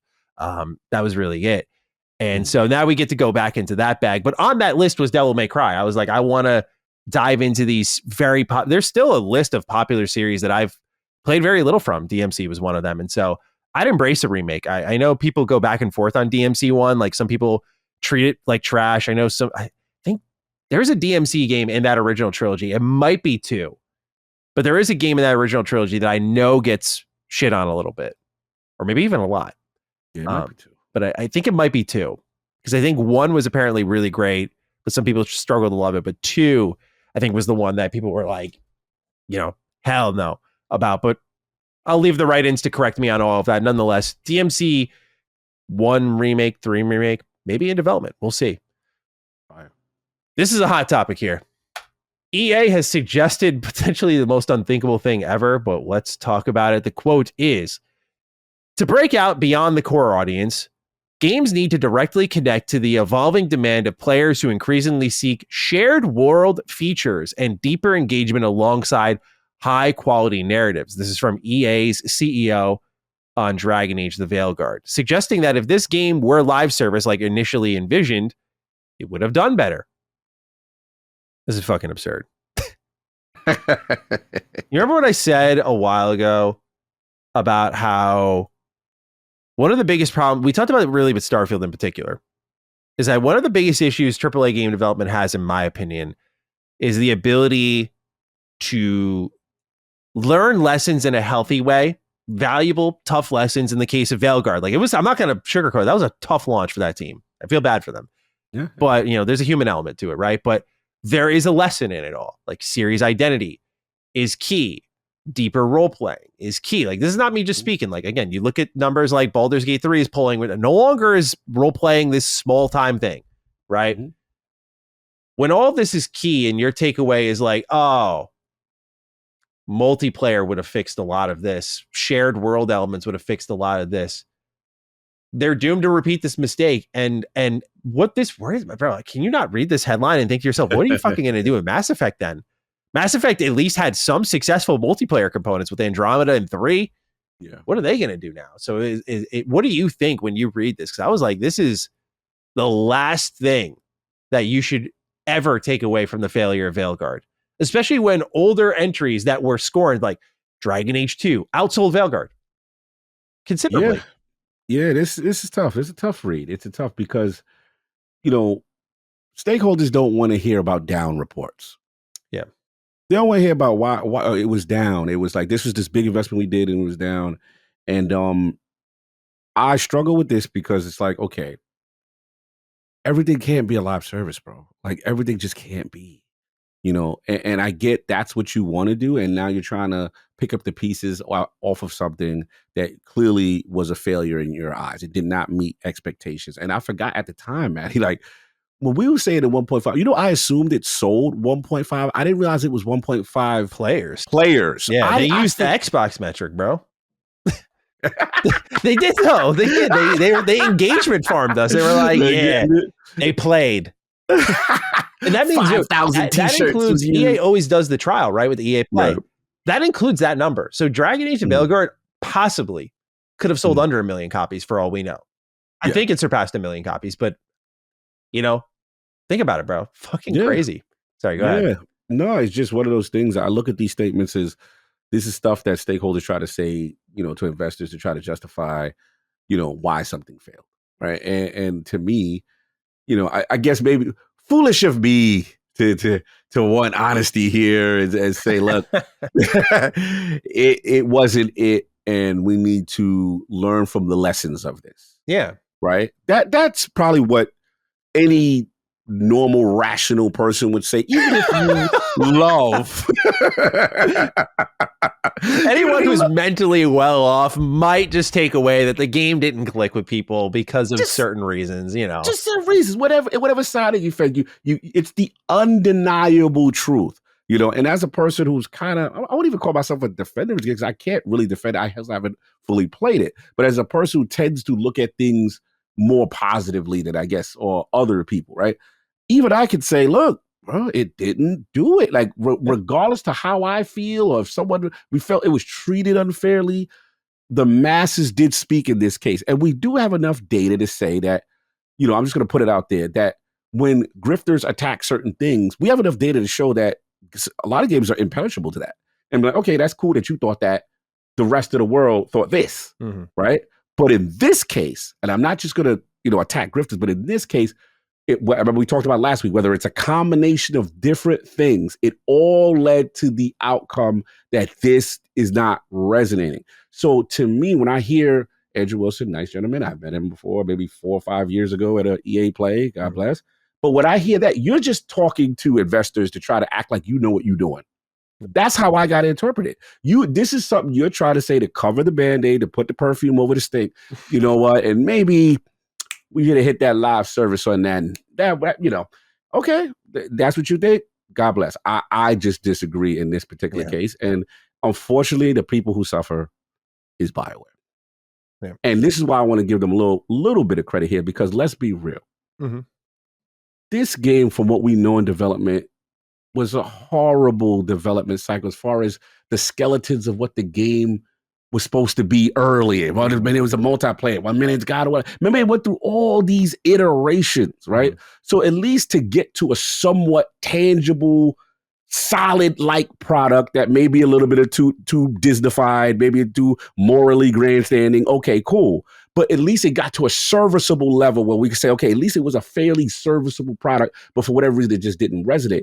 We know this thing was in development hell for a minute, and it took mad long to come out. So I want to give them credit for just getting this thing across the finish line, despite the bad writing and all that. I get it.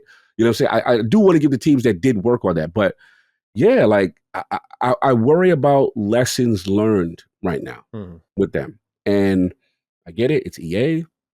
Hand over fist. You got Madden. You got this. You want to make more.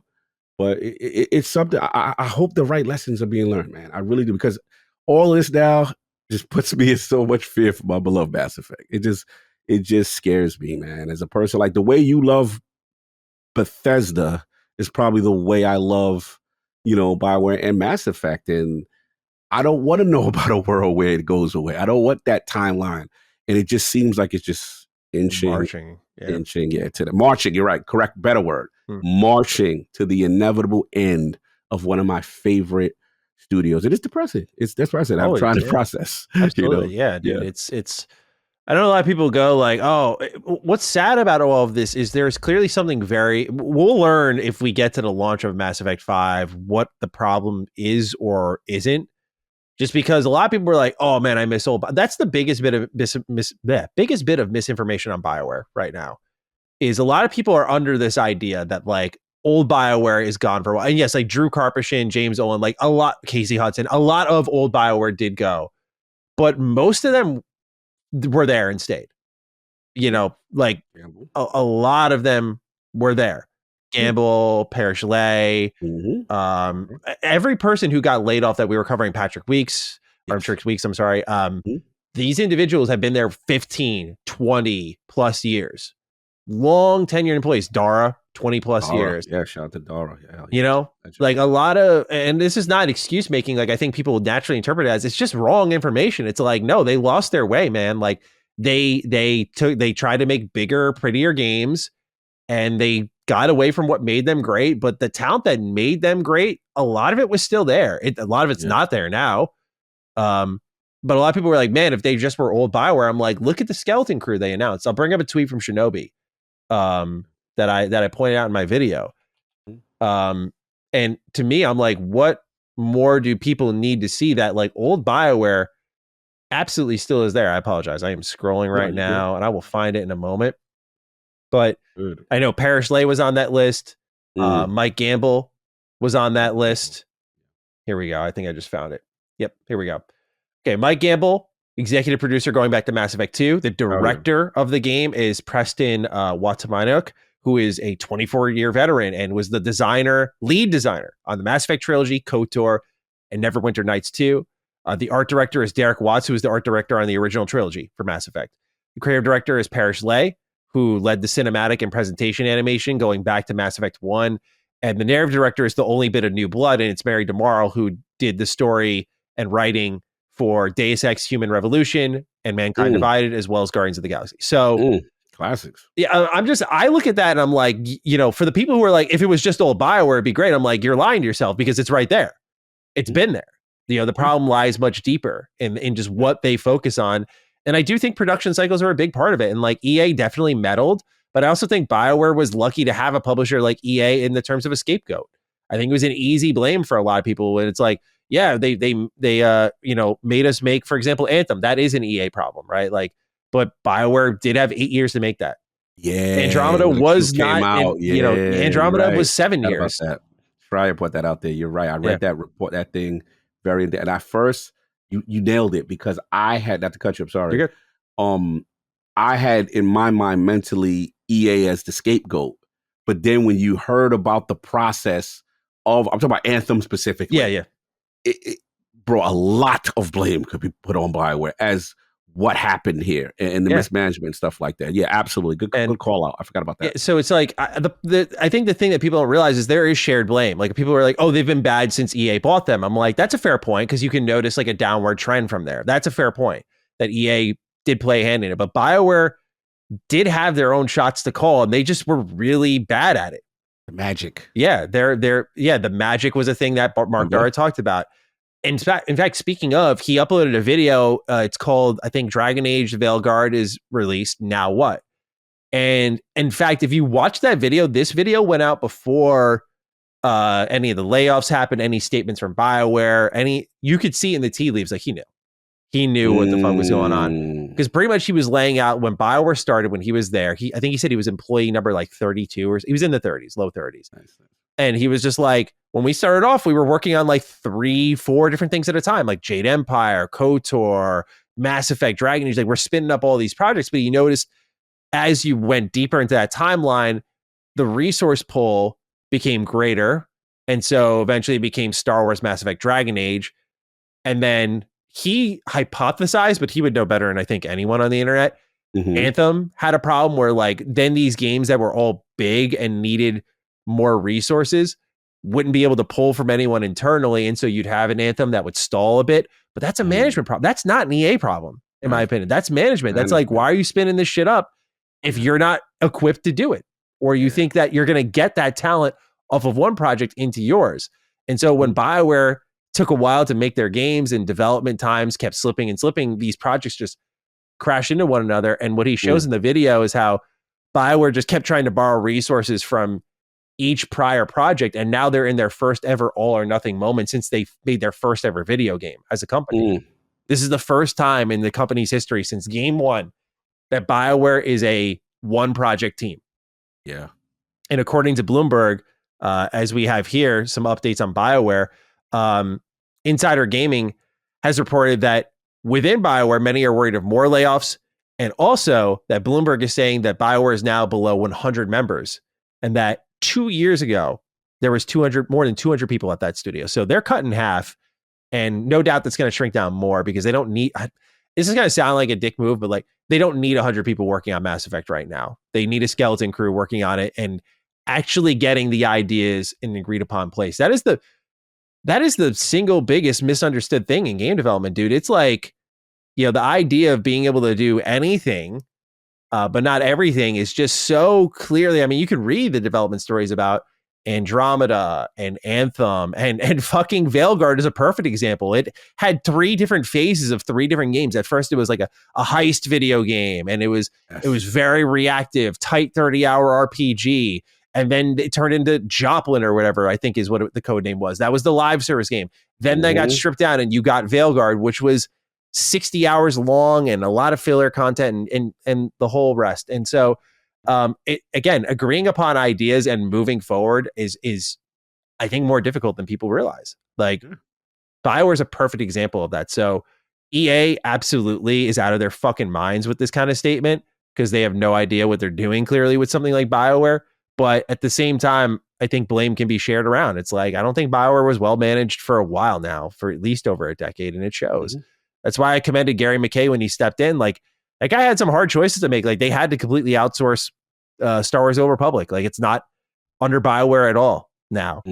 That was something that they had to do. They had to shut down Anthem 2.0, which is interesting because now it's like, should they have done that? Anthem sold 5 million copies. Bro, I always felt Anthem deserved another shot. You got to wonder now. And I will... That'll be a big what if. I don't know if I renege what I said at the time, but you look at how Veilguard performed, and they got to be some of them in the building like, fuck, bro. We at least have 5 million people who bought our game. I don't know if it was full price or not, but 5 million players is a lot more than 1.5. Yeah, facts. No, that's a good point. Yeah, that's a good point. Crazy. All right, Cog. Well, any other thoughts on what's going on with BioWare? No, we kind of hit it, man. Just like I said, just sad to see it. All I can do is hope. Man, for a Mass Effect, and hope they have a shining moment redemption story with one of my greatest franchises. All right. Well, let's stick with EA a little bit. We got our first look at the new Battlefield game. We got a little bit of gameplay, and EA confirmed in a financial statement that this title will release before April 1st, 2026. 4 studios in Ripple Effect, Motive, Criterion, and DICE have united to form what's called Battlefield Studios. DICE will work on the multiplayer. Motive is working on the multiplayer maps and single player missions. Ripple Effect, when I was watching the video, I don't know what they're really doing. And they did not really specify, whereas Criterion was the campaign. Yeah, they kind of, you're right. The Ripple was kind of like, hey, something about the new player experience. So something about like getting new people in is kind of the energy I got from Ripple. But it was very vague. It was quick. I was like, what did they do? Yeah. Like everyone was stating like, we're working mostly on multiplayer maps and single player missions. And then like Ripple Effect just comes in and there's like lip service, just kind of, it was quick. We're happy to be here. Cut. Yeah. No, this went to Ripple, but they did not clearly identify what really they do. I think they were just a support team. I don't know. That's the vibe I got. Could be player experience. Yeah. But Criterion's working on the campaign, and it's the most teams at once working on a single Battlefield game. There will also be Battlefield Portal, which will bring back old Battlefield maps into this upcoming title. This was first introduced in 2042. And they announced Battlefield Labs, where players can hop in, test things out, and give feedback. And the game is now, as we saw in the gameplay, currently in a pre-alpha state. So this is an interesting turn for EA, because we know they're already doing this sort of early access build with your players approach with Skate. Now they're doing with kind of Battlefield. And I think this is a very cautious approach based on what happened with the last Battlefield game. So how are we feeling about what we briefly saw and sort of the state of an upcoming Battlefield game that we're going to see in the next year? Yeah, no, absolutely. As you know, me and you've always talked. I think we're both Battlefield guys. At least, what would you say your peak was, or was you like a 3, 4 guy? 3, yeah, 3. Okay, 3. Yeah, 3 was peak for you. Yeah. So 3 was I was introduced, and I fell in love. I had people who tried to pull me away from Call of Duty, and they were like, "This is real war, bro. This is what it's supposed to be." And I'm like, all right, give it a shot. 64 players, all this stuff, madness, planes, helicopters, tanks. All right, okay, classes. All right, destruction, you know what I'm saying? And look, 2048 was a huge disappointment because we thought that was going to be something special. And that kind of fell on its face flat. And thus they made the call. They made the call to the OG, man. They called up my mans. Unless you call Vince in the building, you pull Vince off of whatever he's doing to now head Battlefield. That's when I said, okay, they're taking this seriously now. Now, look, I got to be honest. I kind of am positive about this. The way I look at it is like, you're now Call of Dutying the situation. You realize in order for this game to be successful, we're going to need all hands on deck. And the stress of this vignette or whatever it was not one studio can do this. It's going to be this collection of 4, each with their own particular talent. And I like the return of campaign. You know what I'm saying? I like, getting back to that core experience, having that for those people, making it that sweet. We'll see. I like whatever these clips of this pre-alpha look good to me. I was like, destructible environments, all hell's breaking loose. Now, granted, it's, very controlled. It's very scripted or whatever it is that we saw. But I do like the labs, and I like the fact that, they want to engage player feedback. If Battlefield is going to come back, it's going to be because of Vince. Vince Zampella, in my opinion, with Respawn, they have not made a whack game. So for EA to pull Vince and say, you are now head of Battlefield, save this mess, because we need this to be something, because it should be something, because they clearly have lost their way. And to bring Vince on, I got confidence that it's going to be in the right direction. So we'll see. Obviously, the proof's in the pudding. We got to get, but I like what I've seen so far. I like the approach. Let's just see now, can they execute? Yeah, I love Battlefield. I mean, I have great memories with the series only, really. It's funny. I never really played 2042 after I did the preview for it, but when I previewed it, I liked what was there, but I understand it's not what the community wanted, and I think that's fair. Yeah. I thought that whole weather system was fucking awesome, and I know apparently the game's in a much better state now, but I also get it launched without a lot of stuff it really needed. Battlefield 1, you and I both have that kind of love-hate relationship with because of what it did for Titanfall 2, just that boneheaded decision by EA. But, Battlefield always catches my attention. I want them to be on that next level because, even Hardline, which is widely referred to as like an awful Battlefield game, I had fun with that. Cops and Robbers as a Battlefield game, I thought was really cool, really fun. So I'm all about it. I just, like you said, the proof's got to be in the pudding. No one Zampella is there. That man's being split in a million directions. Hopefully we're not going to see the Todd Howard effect where his influence is felt less and less, but I'm really hoping that they pull it out here because that guy is a FPS god. When you think about Titanfall, Call of Duty, now Battlefield, like give this man another championship ring for God's sakes in the FPS bowl. Facts. Everything he's touched. He's a bucket list interview. I'm gonna speak it into existence. Yes, sir. Whether it be Realm of the Dukes, Realm of the Lords, like bucket list. This is a mover and shaker in the industry. This guy understands FPS, and the stories he could tell. You know what I'm saying? During the old Infinity War days before they left Call of Duty, how triumphant would it be as if he could restore Battlefield? Wow. Yeah. That would be, it's a big undertaking. This is a huge task. And we got big Call of Duty outside, but if anybody could do it, this is the guy. So we'll see. I'll be watching it, telling to see how it goes. Absolutely. Well, here's a little confirmation. So Hideki Kamiya had uploaded a YouTube video and confirmed that Platinum has lost the following talent: Yusuke Miyata, who was the Bayonetta 3 director; Adobe Tanari, who was the director for Bayonetta Origins; Takahisa Taura, who was the director for Astral Chain; Kenji Saito, who was Metal Gear Rising's director; and Masaki Yamanaka, who now serves as the character designer for Resident Evil. That's a fucking insane resume.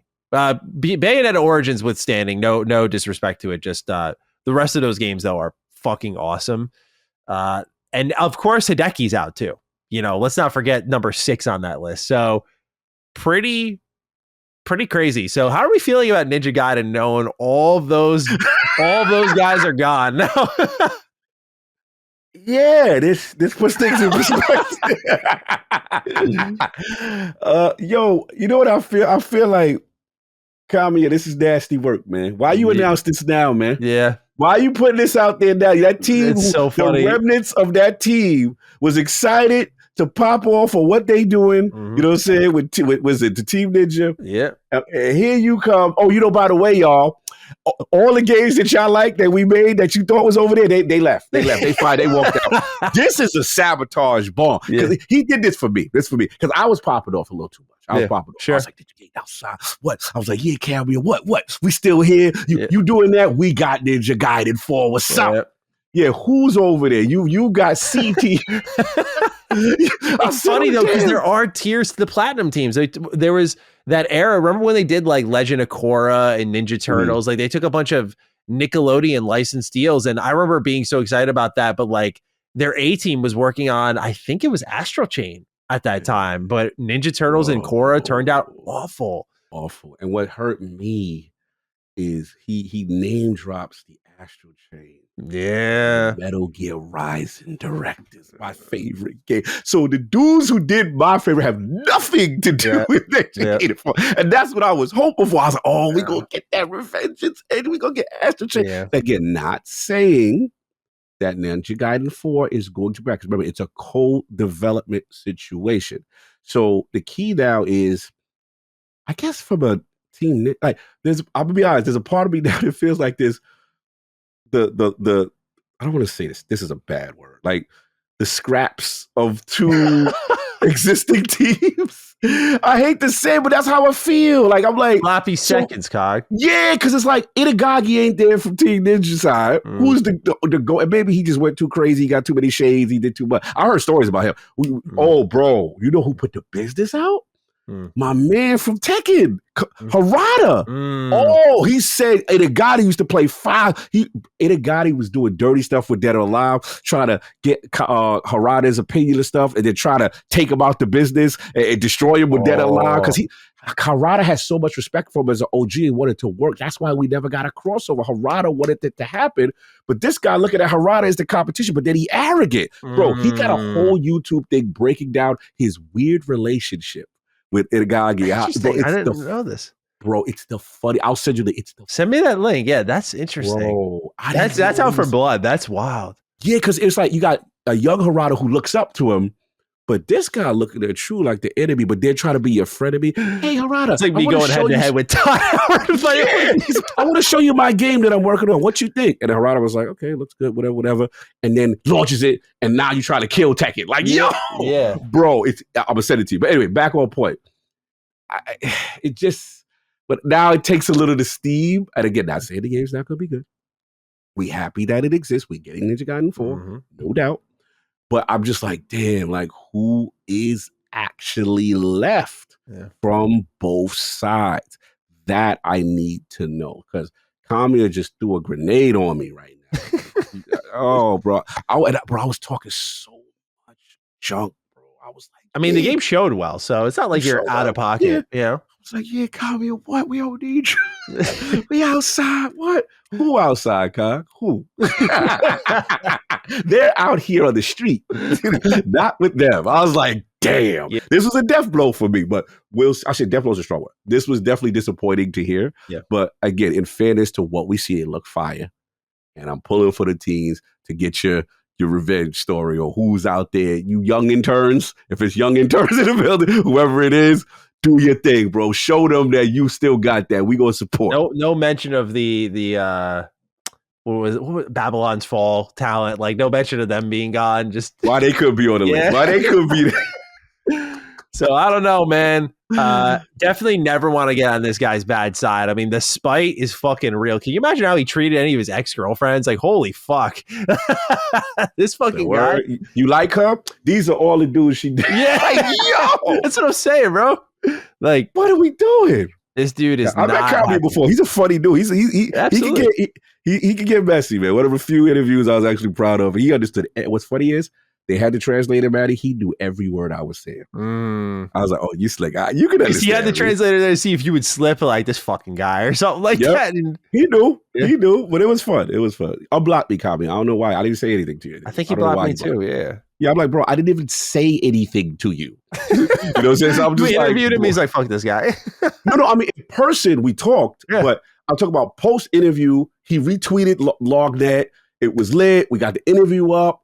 I got great feedback from Platinum. To this day, they were like, this was the greatest, one of the best fun interviews we've ever done. You know, and we stayed, we had great relations. Bro, and I wake up one day, I'm like, I know my man ain't blocked me on Twitter. I'm like, it was like maybe a year later. I was like, bro, I don't even interact with you. How am I blocked? So I think what it is like probably somebody mentioned me at me, and then he just assumed I sent that, I guess. So yeah, that's what it is. Unblock me, fam. Don't let me run down again. Yeah. Well, that's what's going on in the building at Platinum, or really not at all. We got some Capcom announcements here for you. We got Onimusha 2 getting a remaster this year.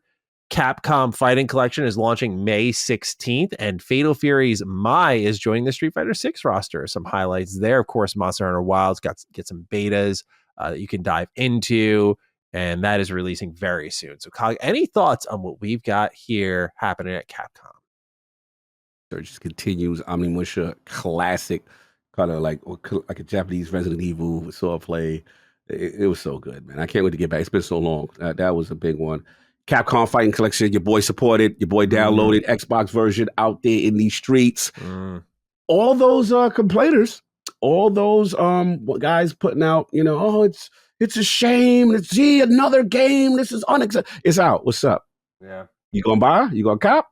You gonna purchase? I did purchase, but it was on Switch. But I got a good reason. why. Collectible. No, you don't. Yeah, because look, dude, it came with a. Check this out on the inside, bro.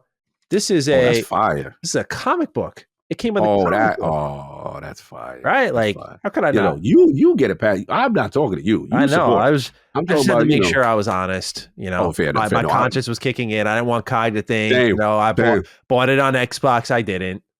It's all good, but you support it. My thing is for the Xbox contingent, my Xbox brethren. I saw a lot of people making videos and a lot of podcasts, and it was the talk of the town. It missed. Right. And then we talked about the development. Remember, at the time, this one was specifically spooky because remember, it was all about NT framework and how could this happen? Yeah. Okay. So they sent the ninjas out. They got it done. Now you support. Where are your gameplay pictures and that you're playing? And I want to see the videos. I want to see because I support. I'll show mine. I picked it up. So I had to be messy with it. A man's asking. Start providing. Dudes be talking a lot. But anyway, and then Fatal Fury's Mai is super cool because I like to see the crossovers with the Fatal Fury series. Yeah. Classic series. Yeah. Me and King really grew up with that series. And I love to see, the Terrys and the Gods and like people from that to come on. It's super cool. That's a dope crossover. Agreed. So a little bit of announcements there from Capcom. Here's a fun one. Multiversus going offline on May 30th, 2025. Have we ever seen a more fucking mismanaged success than this, man? I mean, I just like, I remember when this came out that you just couldn't touch this game, like the amount of money, and they're like, suddenly, we're in beta. You know, we were always in beta. We're pulling this thing off the market. We'll be back in a year, y'all, with the full release, and then you make a bunch of changes to the game. Post-launch support rate really ain't it. Like, who? This is why I said last week. I imagine some people listening were like, when I said don't hit the door, hit you on the way out. When the president of WB Games left, do you get it? I was like, do you get it? Outside of Hogleg, like, I know it's not like he sat down and said, let's do this, but this dude gives the thumbs up, just like we talk about like a Phil or whatever. Like, you kind of look at them as the thumbs up or down for decisions like that. Like, we're taking a key money maker off our market. In a day and age where like game hype is so important, momentum is everything. Like, how do you take a game? Like, can you imagine? Okay, by comparison, just because of the numbers it was showing, the players, the style game, can you imagine a world where Nintendo's like, here's Smash Bros. Psych. Nah, we'll be back in a year, y'all. Who the fuck does that? Now, it'll be available in the terms of like offline play if you want, but like, I'm so disappointed because I feel like thank God Smash is great and pushes its own boundaries each time, but platform fighters are like one of the most exciting video games we can get, because Cartoon Network had one. It wasn't great, but like Cartoon Network had one. Nickelodeon has All-Star Brawl, which I think is awesome. Of course, Multiversus is another one that was really fun. It was free to play, and it was co-op. Like, it was very different, but yet familiar. PlayStation did All-Stars Battle Royale. Xbox flirted a little bit with Killer Instinct, right? They brought the guest characters in, like, here's the Arbiter, and you can play as them. I mean, technically, Xbox was flirting a little bit with Dead or Alive 4 when they brought the Spartan in as the guest character. Yes, I remember that. Yeah. Yo, you took me back. I forgot he was Master Chief. Was it was a Spartan? Yeah, sure. But the I think it was a female Spartan, if I remember correctly. Yeah, I believe it was female. Yeah, I believe so. And just these crossover fighting games, I think, are like some of the lifeblood of that community, and to actually have a moment and then walk away from it is certifiably insane. I mean, this is the same team that greenlit Suicide Squad and whatnot. So like, or leadership team, I should say. So you got to imagine head's not in the right place, but this is one of the most avoidable outcomes I could have imagined. Maybe it would have fallen off. The numbers early on were falling off, so they wanted to inject it with some life artificially, I should say. But you just can't capture lightning in a bottle twice. Cog, you know better than anybody. That's your go-to line with all these service games. Like, you just can't. You can't, man. You can't. And it just seemed like they had the formula from the IP standpoint to be successful. And then, like you say, you made a key point, like, hey, we're beta. What do you mean? We thought this was a full release. Yeah. But what do you mean you're in beta now? And then what I'm hearing now, you can correct me, is that people are saying like, yo, the game is actually good right now. I saw some comments or feedback and people like, yo, you doing this now? Like, yeah, it's very confusing. So yeah. I'm surprised to see that they're doing this, but it is what it is. Another one bites the dust. Way to go, WB. All right. Some fun economic updates for you, and then we'll move into what we're playing. Konami released its financial results for the 9 months ending at December 31st, 2024, showing that their revenue increased 22% and profits by 38%, thanks to Silent Hill 2 Remake's 2 million copies sold, as well as the launch of Professional Baseball Spirits, which is like I think a mobile free-to-play baseball style game. Wow. Yeah, never heard of it until that moment there, but made them a lot of money. Sonic the Hedgehog 3 becomes the second highest grossing video game movie of all time, earning $462 million worldwide. Meta's Reality Labs has reported its fourth consecutive loss, as Q4 showed them losing $4.97 billion, despite $1.08 billion being generated in MetaQuest hardware, which we'll read in a moment how, thanks to Business Insider, that might have just saved Meta from the position they are in. The ESA has warned Donald Trump that his tariffs will bring significant harm to U.S. game developers and players, and Dragon Ball Sparking Zero has surpassed 5 million copies sold. Let's revisit these key quotes here from this Business Insider report here. I will go ahead and link it to you here. This is on Reddit Gaming Leaks and Rumors, our favorite place to scrape up all this juicy stuff. Meta's chief technology officer thinks 2025 could be a make or break year for the company's metaverse bets. Andrew Bosworth has told staff that this year is the most critical to prove the metaverse is either a visionary feat or a legendary misadventure. This is according to an internal memo from November, reviewed by Business Insider. We need to drive sales, retention, and engagement across the board, but especially in MR. He wrote and referred to mixed reality. And Horizon Worlds on mobile absolutely has to break out for our long-term plans to have a chance. If you don't feel the weight of history on you, then you aren't paying attention. This year likely determines whether this entire effort will go down as the work of visionaries or a legendary misadventure. So, yeah, lots and lots of losses. They say the division has racked up about 60 billion in losses since 2020. That is fucking insane. What are we thinking about this information, Cog, and any other economic updates I got for you here? Yeah, these are my people, man. Shout out to Meta. Unfortunately, yeah, shout out to Boz. Very, during my time there and interacting with Boz, he's a very bullish person, and he's very bullish on the metaverse. To see these sentences come out in this internal memo that clearly they didn't want to come out, but it's out there to say that, hey, if we don't do this, this is a legendary misadventure. It's pretty striking to see. I will comment personally. I've always, during my tenure there, I would push against the over prioritization of Horizon Worlds. I just felt it was, as again, one of the few people there that were coming with gamer sensibilities. I said, I don't see gamers flocking to this as the first thing. I feel that the games and meta studios should be prioritized first, and then this is kind of the supplementary thing that you do. I will say I do like the idea of Horizon Worlds on mobile, though. I think because I'm just going to be brutally honest. I thought that when I saw Horizon World, to me, this looks like Nintendo Wii characters running around. Like there's nothing to appeal. Again, baby, I'm old.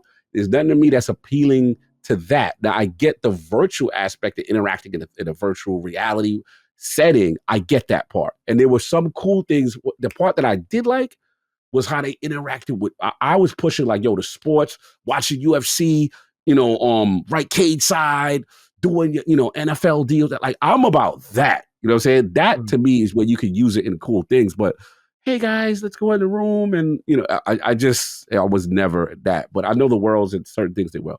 But as far as these losses, it is a lot. So we'll see. I'm pulling from my old squad. We'll see what happens. But obviously, like you said, it's critical for them, especially, this is the last thing I'll say, especially with the Quest 3S. To me, that was the play. When Quest 2 came out, the reason why it's successful was that price point, that smooth $299. Perfect.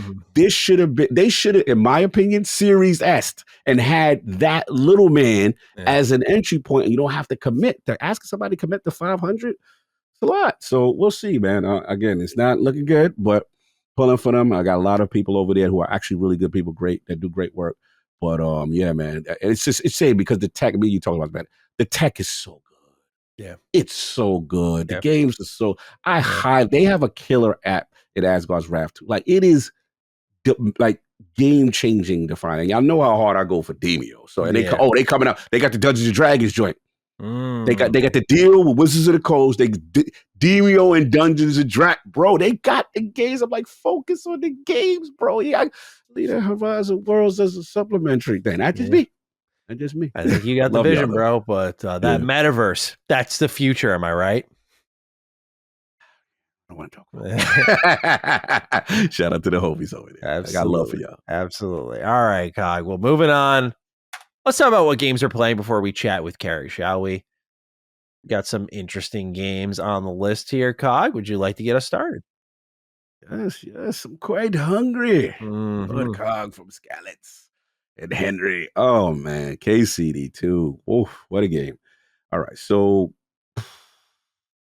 it's a funny, my play style is very funny because I could play Kingdom Come Deliverance, put in about 15 hours, and literally the 15 hours was me making potions, getting armor, doing amazing side quests, farming for money, bandit running down on people on pathways when they by themselves.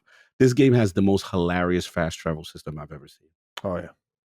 Bro, fast traveling in this game, they like, oh, you think you're just going to go from point A to point B and that's it? Guess what? Randoms encounter across the road. 4 dudes. They look at, they don't see you yet. Do you want to engage? Right, you got to stay, sneak, or flee. You try to flee, 30% chance. Now they got the job for you. Yeah. You fight, or you got to sneak. You could, bro. Sometimes these situations are like not unwinnable, but extremely tough. I saw a dude where I ran down doing a fast travel, and it was one dude and another dude that had no shirt on. And he was like, "This is the great such and such who challenges you to the bare fisticuff. He is the greatest in the land." So you get the chance to fight this dude one-on-one with the bare knuckles, right? Beat this dude down, and then the dude who you gotta draw your sword on him. Addict told me what happened. I didn't even think about. I thought I was forced. Addict was like, "I ain't playing with all that bare hands." What's up? He said, "Oh no." So what happened? You did the sword? What happened with the sword? I just got his ass down, bro. I didn't even know you could do that.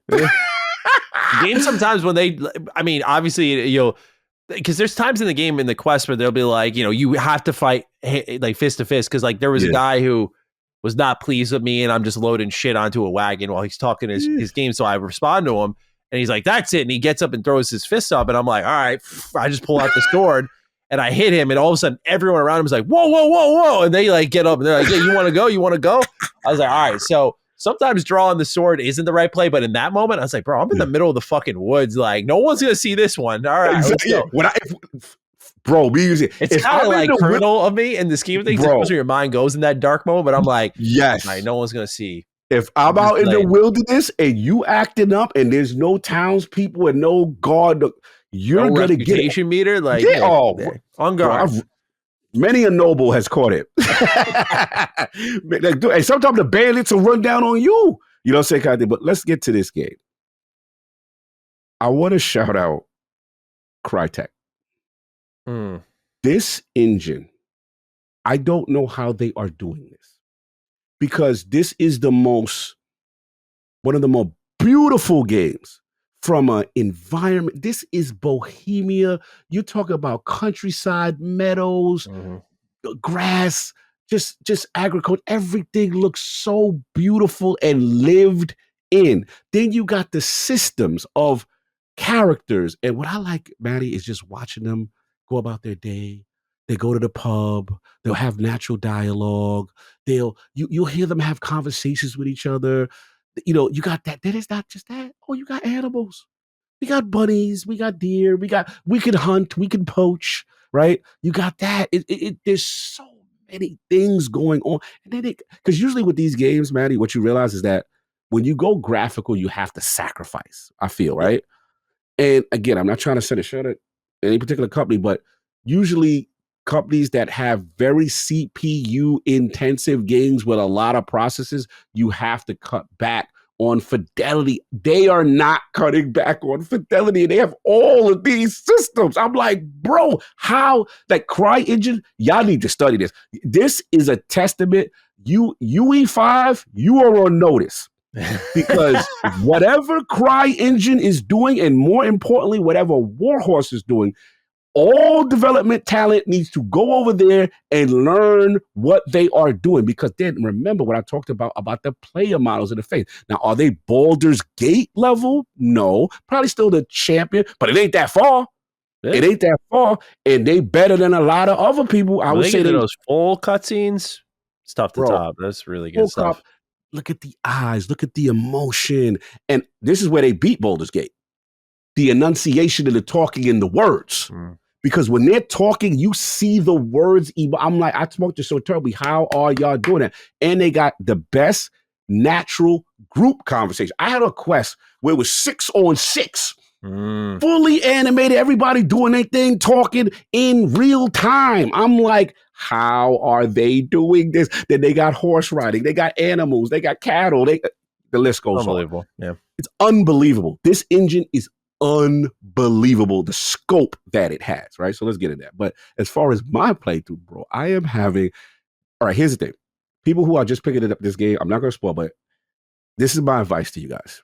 This game is the most punishing, unforgiving, hard as F game you are going to play. And you're going to want to, at first, say, hell no, I am done. This is unrewarding. This is... You guys heard my opening weeks talking about this game. Opening week, I know where you was at. Yeah. And that is going to be a thing for a lot of people. Like, Cogmatty, we hear you, but this game, and the combat is rough. And I get that. I get this is the Dark Souls part. The first 10 hours, your first 10 steps of KCD. Stick with it. High advice. Shout out to my man Addict. Learn some potions. Get into the potion. I personally, how I got through the hump, for me, everybody's style to get over the hump is different. My get over the hump was I really doubled down on alchemy, put in the perks for like selling it to vendors, get an extra 30%. Started making basic potions. Go to the alchemy dude. Start hocking that off. Gold is not at a premium in this game. You are broke. You start from nothing, right? So also, you're like me. I like to break into homes, bro. I switch into my thieving gear. I put on my nightcap and stuff. I'm light step, bro. I'm picking locks. I'm breaking them. Like, what you got in here? Let's see here. Like, 300 groschen in your store? Sure. No one's gonna find that.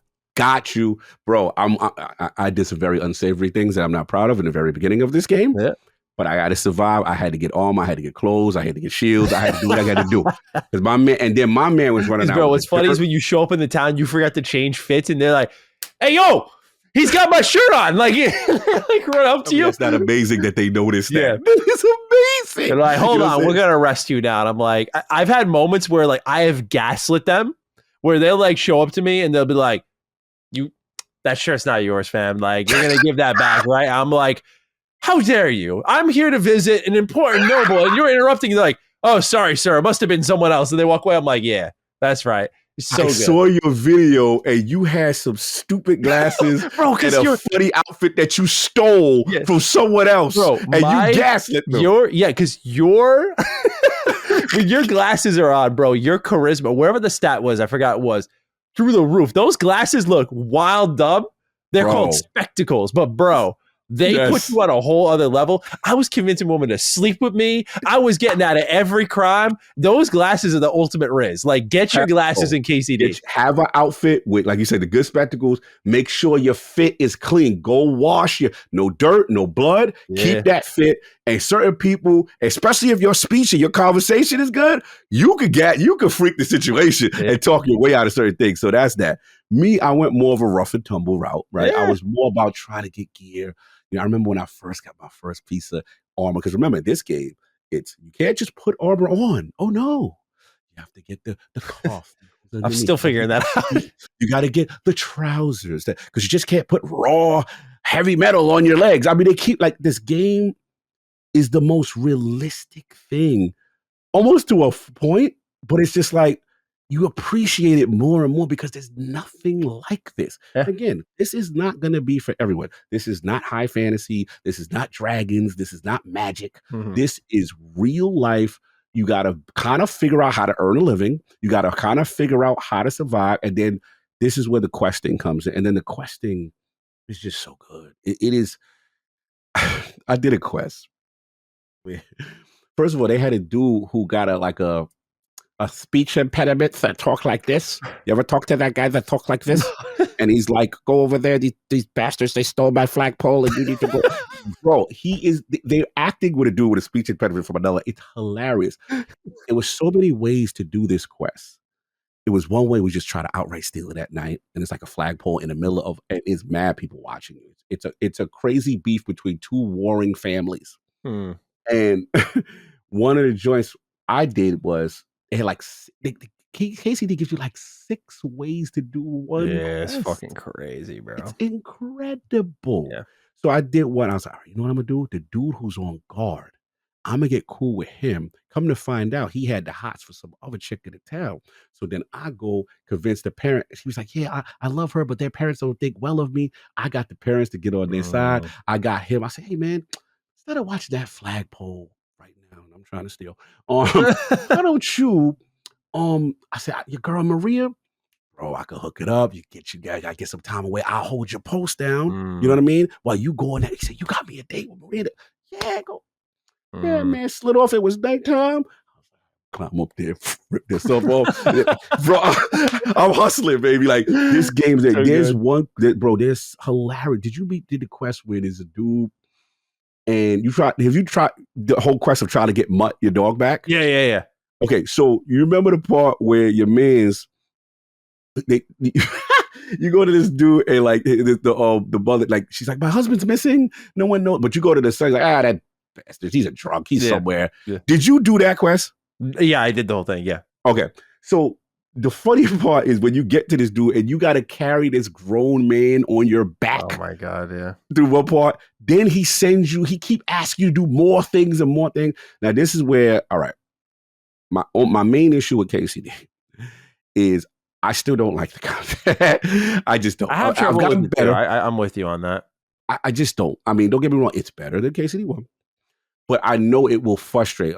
My high-end advice, I just started going with maces. Because what they would, bro, they'd be putting you in mad, unfair situations. They'd be like, go to a camp, get my horse, but there's 4 dudes there, 2 archers, 1 armed with full armor and a shield, and you out here with a butter knife. Like, come on, what am I supposed to do? Yeah.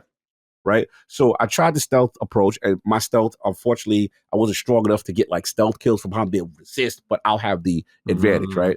But what I end up doing is I finally got me like a nice little mace, right? And maces do very good bash damage against the armors and stuff like that. So I was getting better. What I highly potions are important. Get your healing get your stamina potions, because the stamina runs out this game. Because again, my frustration is sometimes the fight starts, it's like 3-on-1, and you know this game, they want to flank.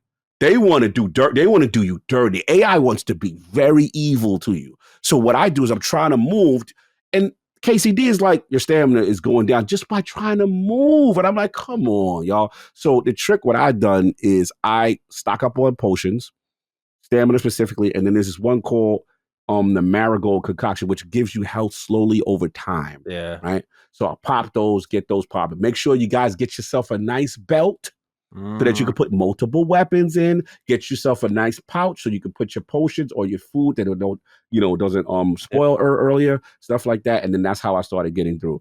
But I just got so caught up with all these fun quests, and then I eventually started doing the main quest, and then obviously weddings and stuff. I don't want to spoil because people are playing this for the first time, but the main quest is so rich, so good. Yeah.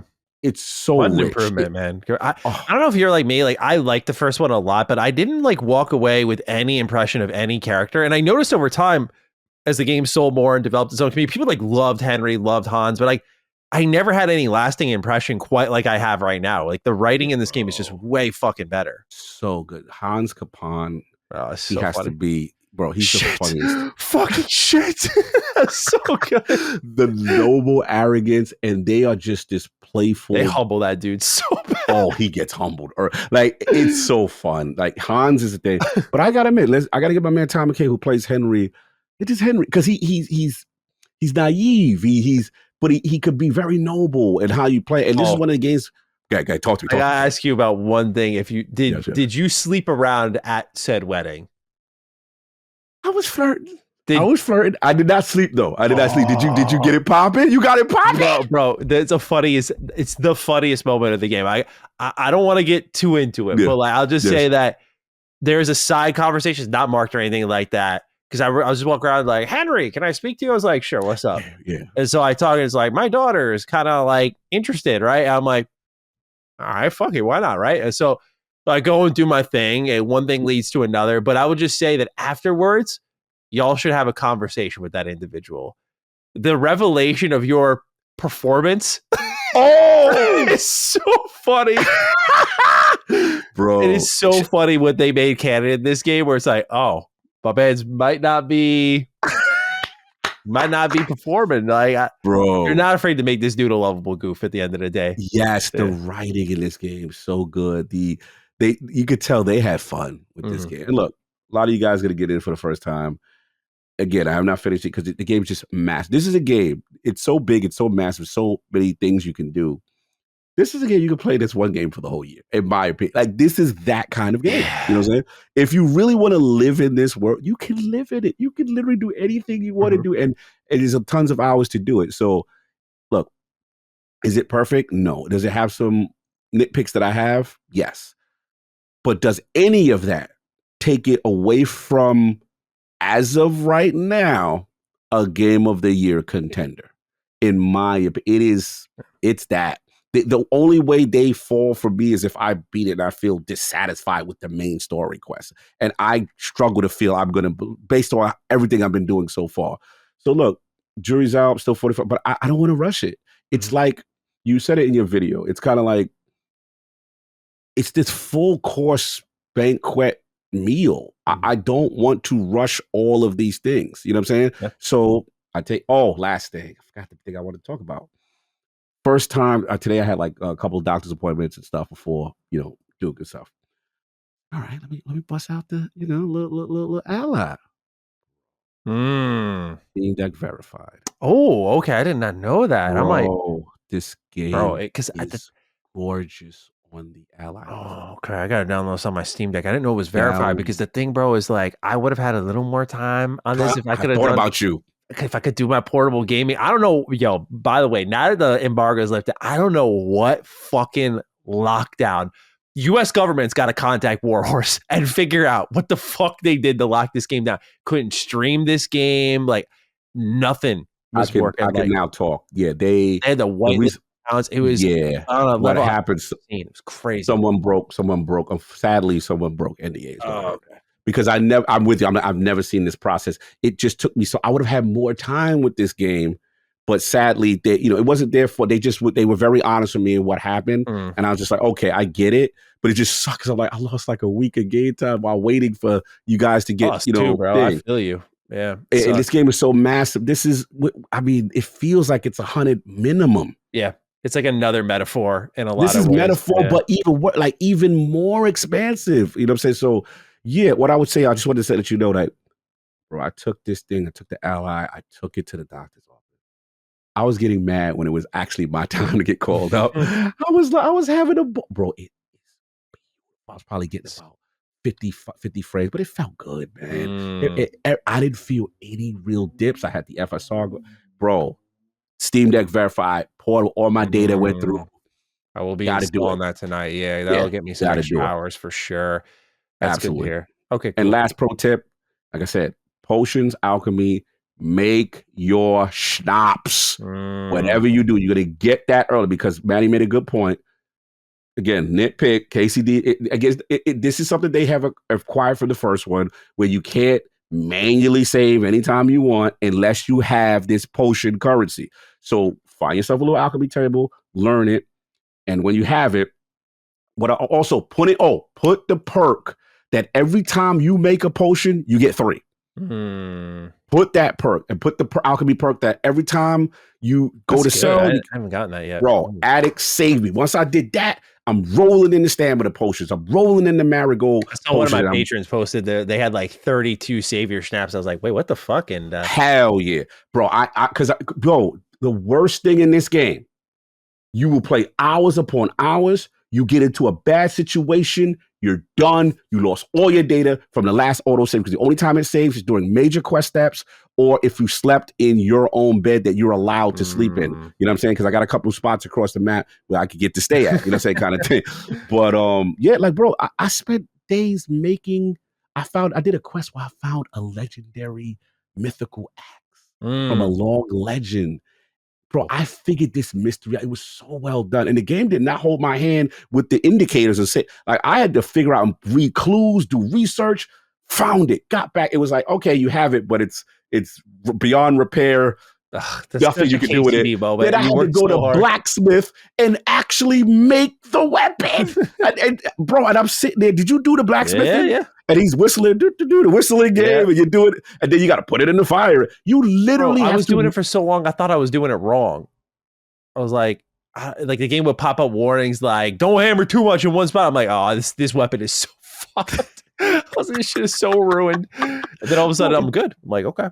Bro, making potions, blacksmithing weapons, Steve, like, bro, this game was a full-time job. Like, you're doing the work, but low key, it do be feeling fun when you master it. You get the game that, like, hey, look, I'm sharpening my blade. I love that. When I see the smoke, I'm like, When you see the smoke, go back a little bit. Turn that blade up. Yeah, so like, it's amazing. This is the most immersive simulator RPG I've ever played, and I just said, stick with it, guys. It may not be for everyone. It is still niche and whatever. But I feel if you give it a chance, you get past that threshold, you got something special. So that's all I would say. Savor snaps, save as much as you can, and good luck out there in Bohemia. But that was what I got for it. Yeah. I definitely want to update some of my thoughts because I know it was like a crawl for me a bit. Like by 20 hours, I was like, I thought I'd like it more. A lot of it is just like, you know, what I titled my, I guess, review in progress, we'd call it. I titled it that this game kind of exposes the industry, which I know is very strong wording, but I felt very happy with how I articulated my point because the idea was like, and it's not to demonize AAA games, but there is a way games are made, right? I mean, they fucking go to school to learn this shit, right? So there is like a way, a study, a craft.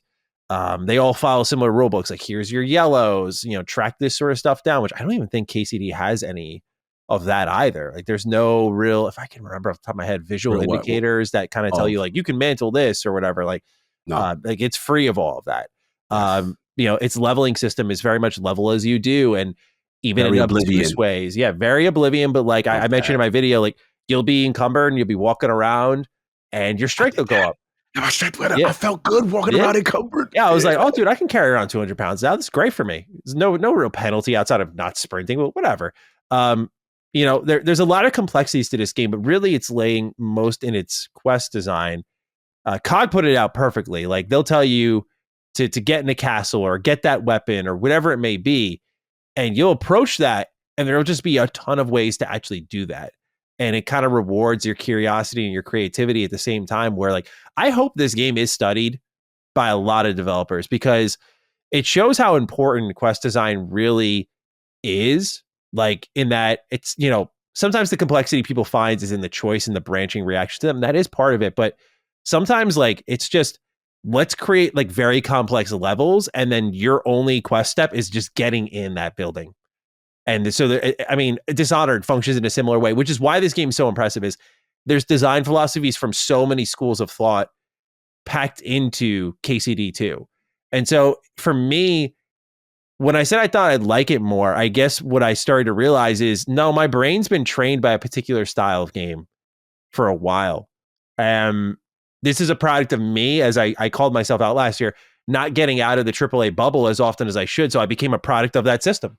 And so when I played KCD 2 and I started to, you know, hit these roadblocks that back when I was playing KCD 1, I was playing way more indie games. I was not just a AAA guy. I was not, you know, not to totally dog on that side of the industry. I mean, I do occasionally engage in the indie game, but I was missing this part. It was a good exposure for me.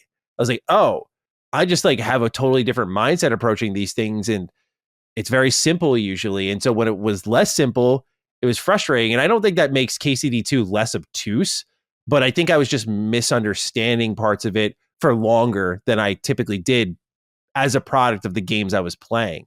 And again, that's no insult to any of them. Like an Indiana Jones doesn't do the yellow marking, I think, but it'll like lay these white towels over like wooden banisters that you can climb up, you know, that sort of level of guidance that's just not there. And once you really, you know, it's a game about learning the rules. And I think the reviews seem to do a really good job of like depicting what you should expect. But for me, just hopping in cold turkey, I was like, holy shit, like I was not prepared for this at all. And it frustrated me greatly. And it was definitely like not a skill issue per se, because I was learning it, but I was like, I'm not having fun engaging with some of it. And once I pulled the other thing was I recognized as a reviewer, I was like, the time is starting to affect my enjoyment of this particular game. I realized that was becoming a factor because I was feeling the pressure. And this game does not, you should never rush this game. I was not trying to rush it, but I was like, there's no way I'm going to beat this in time, no matter how much time I put into it. And this game, I like this line in my video, so apologies if I stroke my ego for a sec, but it respects your time, but not your plans. So it's not like other games I reviewed where it's like Star Wars Outlaws. It's like, all right, I'm not really into the side content right now. I'm just going to go for the main story and see if I can wrap that up and then go back to the side shit. Like you can make a plan for a game like that and just go for it. But KCD 2, like COG depicted earlier, like you'll drop in thinking you're going to do X, Y, Z. And it's like, all of a sudden you're working on a weapon, you're making potions, you're getting distracted by great side quests, you're getting ambushed, you're dying, maybe losing progress or whatever. You know, this game throws so much at you that it is very much like a Tears of the Kingdom, Breath of the Wild coded experience of like, yeah, your plans are not your plans in this game, man. Like you can have an idea, you might get one of them off the list. And that's why it is that full course meal of like, you don't want distractions when you're playing this game. Like I decided after KCD2 that not after, I should say, before I finished KCD2, like I got to a good point where I was like, okay, I feel comfortable just laying you down for like a week, finishing Avowed, and then coming back to KCD2, right? And I felt good about that. So, because this game deserves like mostly singular attention, you know? Yes, it does. It's just because, again, it's a game that you have to be truly equipped for. The other thing is that despite the praise it gets, I will just say KCD2 is not a game at least I don't always want to sit down and play every day. Like there are days like, usually after podcast days, I'm a little tired. Like I'm not, if I had the option to, I'm not playing KCD2 tonight. Like I'm just, like I can't play it tired. Yeah, like I'm just not in the mood to lug sex around and drag shit and bury bodies as quest steps. Like there are times, and this is part of the game's experience, but it's earned my respect where I'm going to give it the best Maddie each time. And the reality though is that I'm not playing this game every day. No shot. There's just times it's it's fun in its ideas, but it's not fun to play, And so that's kind of where I come from with the game. I'm like, it is excellent. It is superb. It is definitely a front runner game of the year for myself and many others. No doubt already, just by its quest design, its choice and consequence. It's an amazing story so far. Very charming. There's just a lot to love about it, but I'm playing it very differently from any other game because it really breaks the norm of every other game from the AAA side of the industry I've played since maybe Baldur's Gate 3, which I also took months to beat. So KCD2 has pulled a piece out of me that's been missing for a bit, and I greatly respect it for it. So I'm going to take my time with it as I wrap it up. I'm about 43 hours in now. Oh, wow. Nice. Yeah. So we're on map 2, and just I would just say, that the fact that this game's got 2 open world maps, I'm just like, bro, you don't even realize you got the training wheels on that whole time. You're like, there's just training wheels. First 30 hours, I'm really cooking. Then you get to map 2, you're like, oh, okay. Yeah. Yeah. That's where you recognize the stories. It's just so improved in so many ways. So we shared that one, and I just real quick. So I went to go check out a friend again. So I was just going to be there. Shout out to Destiny 2. I was just going to say, look, they did this gratuitous Star Wars collaboration. So I was like, I saw it. I was like, yeah, those skins were nice. They got the Stormtrooper. Yeah. I'll just log in just to see what's going on. Now, granted, the new season design is called Heresy. Now, I will say this. Destiny does this thing whenever they're in trouble, do a storyline with the Hive as the enemy faction. That's like their go-to, because they're the scariest, they're the most interesting, they have the biggest figures. Who was you, man? This seasonal content is really good. Okay. And the thing that surprised me is they did talk about, from the development standpoint, we're going to change the seasonal model. Instead of do a task, come back, talk to a hollow projector, do the next task, rinse, repeat. People, that was the Destiny seasonal format for so long. One new activity, give you exotics, and then call it a day. What they do now is they said, look, we're going to experiment with different games, bro. They have done a Metroidvania. I could not believe how good it is. The game knocks you on your behind by saying, oh, you thought you're just going to come in there and you're going to have a limited health and you're going to use these weapons that heal you. You have a bigger pool of health, but it is not rechargeable. And none of your exotics and none of your abilities that recharge health are going to work in this area that you're at right now. They also pulled out the stops and they brought back a classic, well, let me not spoil. They did something narratively that I'm like, oh, how did this not get spoiled? I guess people just have no apathy for Destiny right now. They don't care. They did 2 things with 2 major characters that my mouth hit the floor. Not saying Destiny is saved. I'm just saying I'm seeing a little sign of life. Yeah. I still want Destiny 3, but as of right now, Heresy, this new season, if this is indicative of the new episode format that will come back, the patient has a chance to recover, but it's going to take a lot. I will say I didn't even care about Heresy until I came for the Star Wars did its job. The Star Wars monetization got me into the door. That's all right. I'm here. Let me see what's going on. I'm like, oh, this new season is fire. So that's where I'm at. My Destiny hardcore, I would definitely say give it a shot. You will be pleasantly surprised. We'll see how long it lasts, and then they go into their new format. But ultimately, their fate still remains on Marathon. But it was refreshing to play some cool Destiny content. I was like, oh wow, this is okay. You know what I'm saying? Yeah. I gotta speak to E. I haven't talked to E yet. Run around Star Wars skins playing a Metroidvania. What more could you ask for? Yeah, shout out to them. All right, Cog. I got one more game for you. It's Ninja Gaiden 2 Black. You to chip away at this one a little bit more. I love this game. So much fun, man. Got my talon claws, sawing through enemies, the blood, the challenge. These are the good days, man. It's good to have them back. We had a write in here though from Washed AF. Doesn't introduce her or anything. This is a very straightforward message, Wash. So I will meet your energy here. Maddie, Ninja Gaiden 2 Black is great, but it has much more in common with Sigma 2 than the original version. Calling it the definitive version when the original exists at 4K 60 through back compat is just simply wrong. 2 Black removes the windmill shuriken, incendiary shurikens, and the ability to charge your projectiles with the ultimate techniques. It also has a lower enemy count than the original. Please watch the staircase comparison as it best exemplifies the reduction in enemy counts. The remaster is still a fantastic game, and some of the changes are for the better. Please don't tell people it's as authentic to the original. You're wrong. Ooh! Sorry. I think the staircase segment is a horrible example, in fact, to justify this. And I'll say this because the staircase segment in Ninja Gaiden 2, they throw in the original a sea of enemies at you. And in the 360, I'm talking pure, by the way, 360, it was awful, dude. The game tanked. The game tanked because it already had performance issues. And now they have like 18 enemies that keep spawning, running down the stairs at you, coming at you. It's an endless onslaught. And the idea behind it was great, but it was horribly designed. I think Ninja Gaiden 2 Black found a great in between. It's like, we're going to have you ascend this thing. These enemies are going to drop from the ceiling instead of running down the staircase at you. And it's still that same feeling of like working your way to the top, but you're not fighting like 90 enemies at once in an already difficult fight. Like it just felt horrible.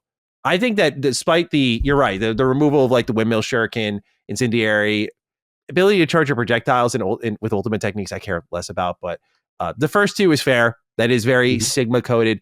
But I feel like if you are looking for the gore that was removed, the challenge that was removed, all of the content that was added in its best form, it's not perfect one-to-one Ninja Gaiden 2, but Ninja Gaiden 2, as someone who is like, I wouldn't say a purist, but like a big Ninja Gaiden 2 fan, like I don't think the difference is that insurmountable that if you told people play this over the original, that they're bugging. Like I will fall on that sword, literally. I think Ninja Gaiden 2 Black is fantastic. And I think it's really commendable that Team Ninja stepped out and was like, we're going to kind of settle the debate and kind of give a best of both worlds here. Again, if the solution to Wash, for example, is like, well, let's throw 90 enemies your way and kind of have you just fight through this sea of enemies. There's no denying that one point to be made is like, yeah, it's a Series X, it's a PS5. Right. Like you could have thrown that sea of enemies and I'm sure the performance would have kept up. And I think that's fair. But definitely this game was technically compromised from the start. And so I think Sigma did some right calls in dialing it back, but now 2 Black dials it up to, I think, the right amount without going too hard in any particular direction, where Ninja Gaiden 2 is still difficult. Or 2 Black, I should say, is still difficult, but particularly it's the mob fights. The boss fights haven't been that hard. It's the mob fights, though. So I think just by nature of the damage the enemies deal to you, and like that staircase segment, you'll have like 8 enemies on you at once. It's like, that's plenty challenging. Anything more than that is just not good design as far as I'm concerned. But respectfully, Washed AF, do not agree with you. I think Ninja Gaiden 2 Black is still the definitive version. And if you were listening to this, go play it. It's really good. Yeah, sorry, you standing on business. Yeah. I'm for the gore and the bloodiness and the limbs and all that. I love that stuff. So, but I get it, and I totally understand your argument on the staircase. Absolutely.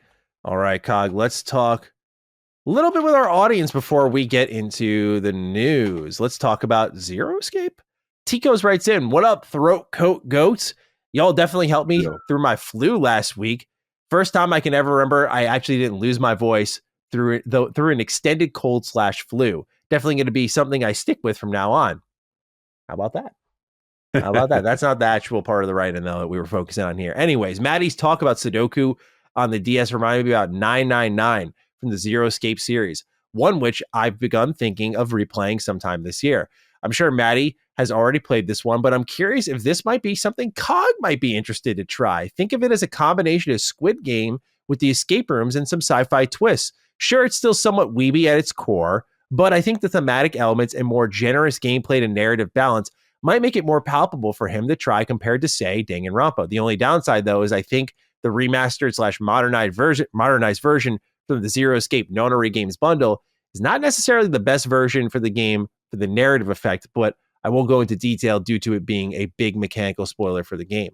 But hard to justify finding an old DS version. Keep on spreading the good word. I wanted to pass this your way, Cog. In your travels across the lands of Xbox in this year, that I never considered this in our big Danganronpa push for you, that Zero Escape might actually be better for you. I never really considered it, but yeah, dude, this one more mature, less weeby for sure. Like definitely more grounded's not the right word because there is a ridiculousness to what happens in the plot, but like this is the plot twist series, bro. Like there is some fucking M. Night Shyamalan shit going on here where it's just like, oh, here's your plot twist. Didn't see that coming, did you? Especially the second game in the series, Virtue's Last Reward, is like one of my favorite plot twists ever. It's fucking insane. But this is a game that is so well thought out, it will make you feel stupid.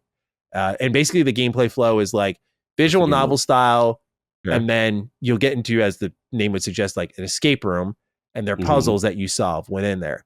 And as you solve them, it kind of tells parts of the story, and then eventually you'll escape and the story will continue. And there's other mechanics that, like Tico's throughout here, that are more spoilery, but have you ever played like a visual novel from start to finish? Yeah, I played like a couple, but this looks wild. Like it was betray and what the hell is going on? You get to make choices, there's timelines and whatnot. It's very interesting.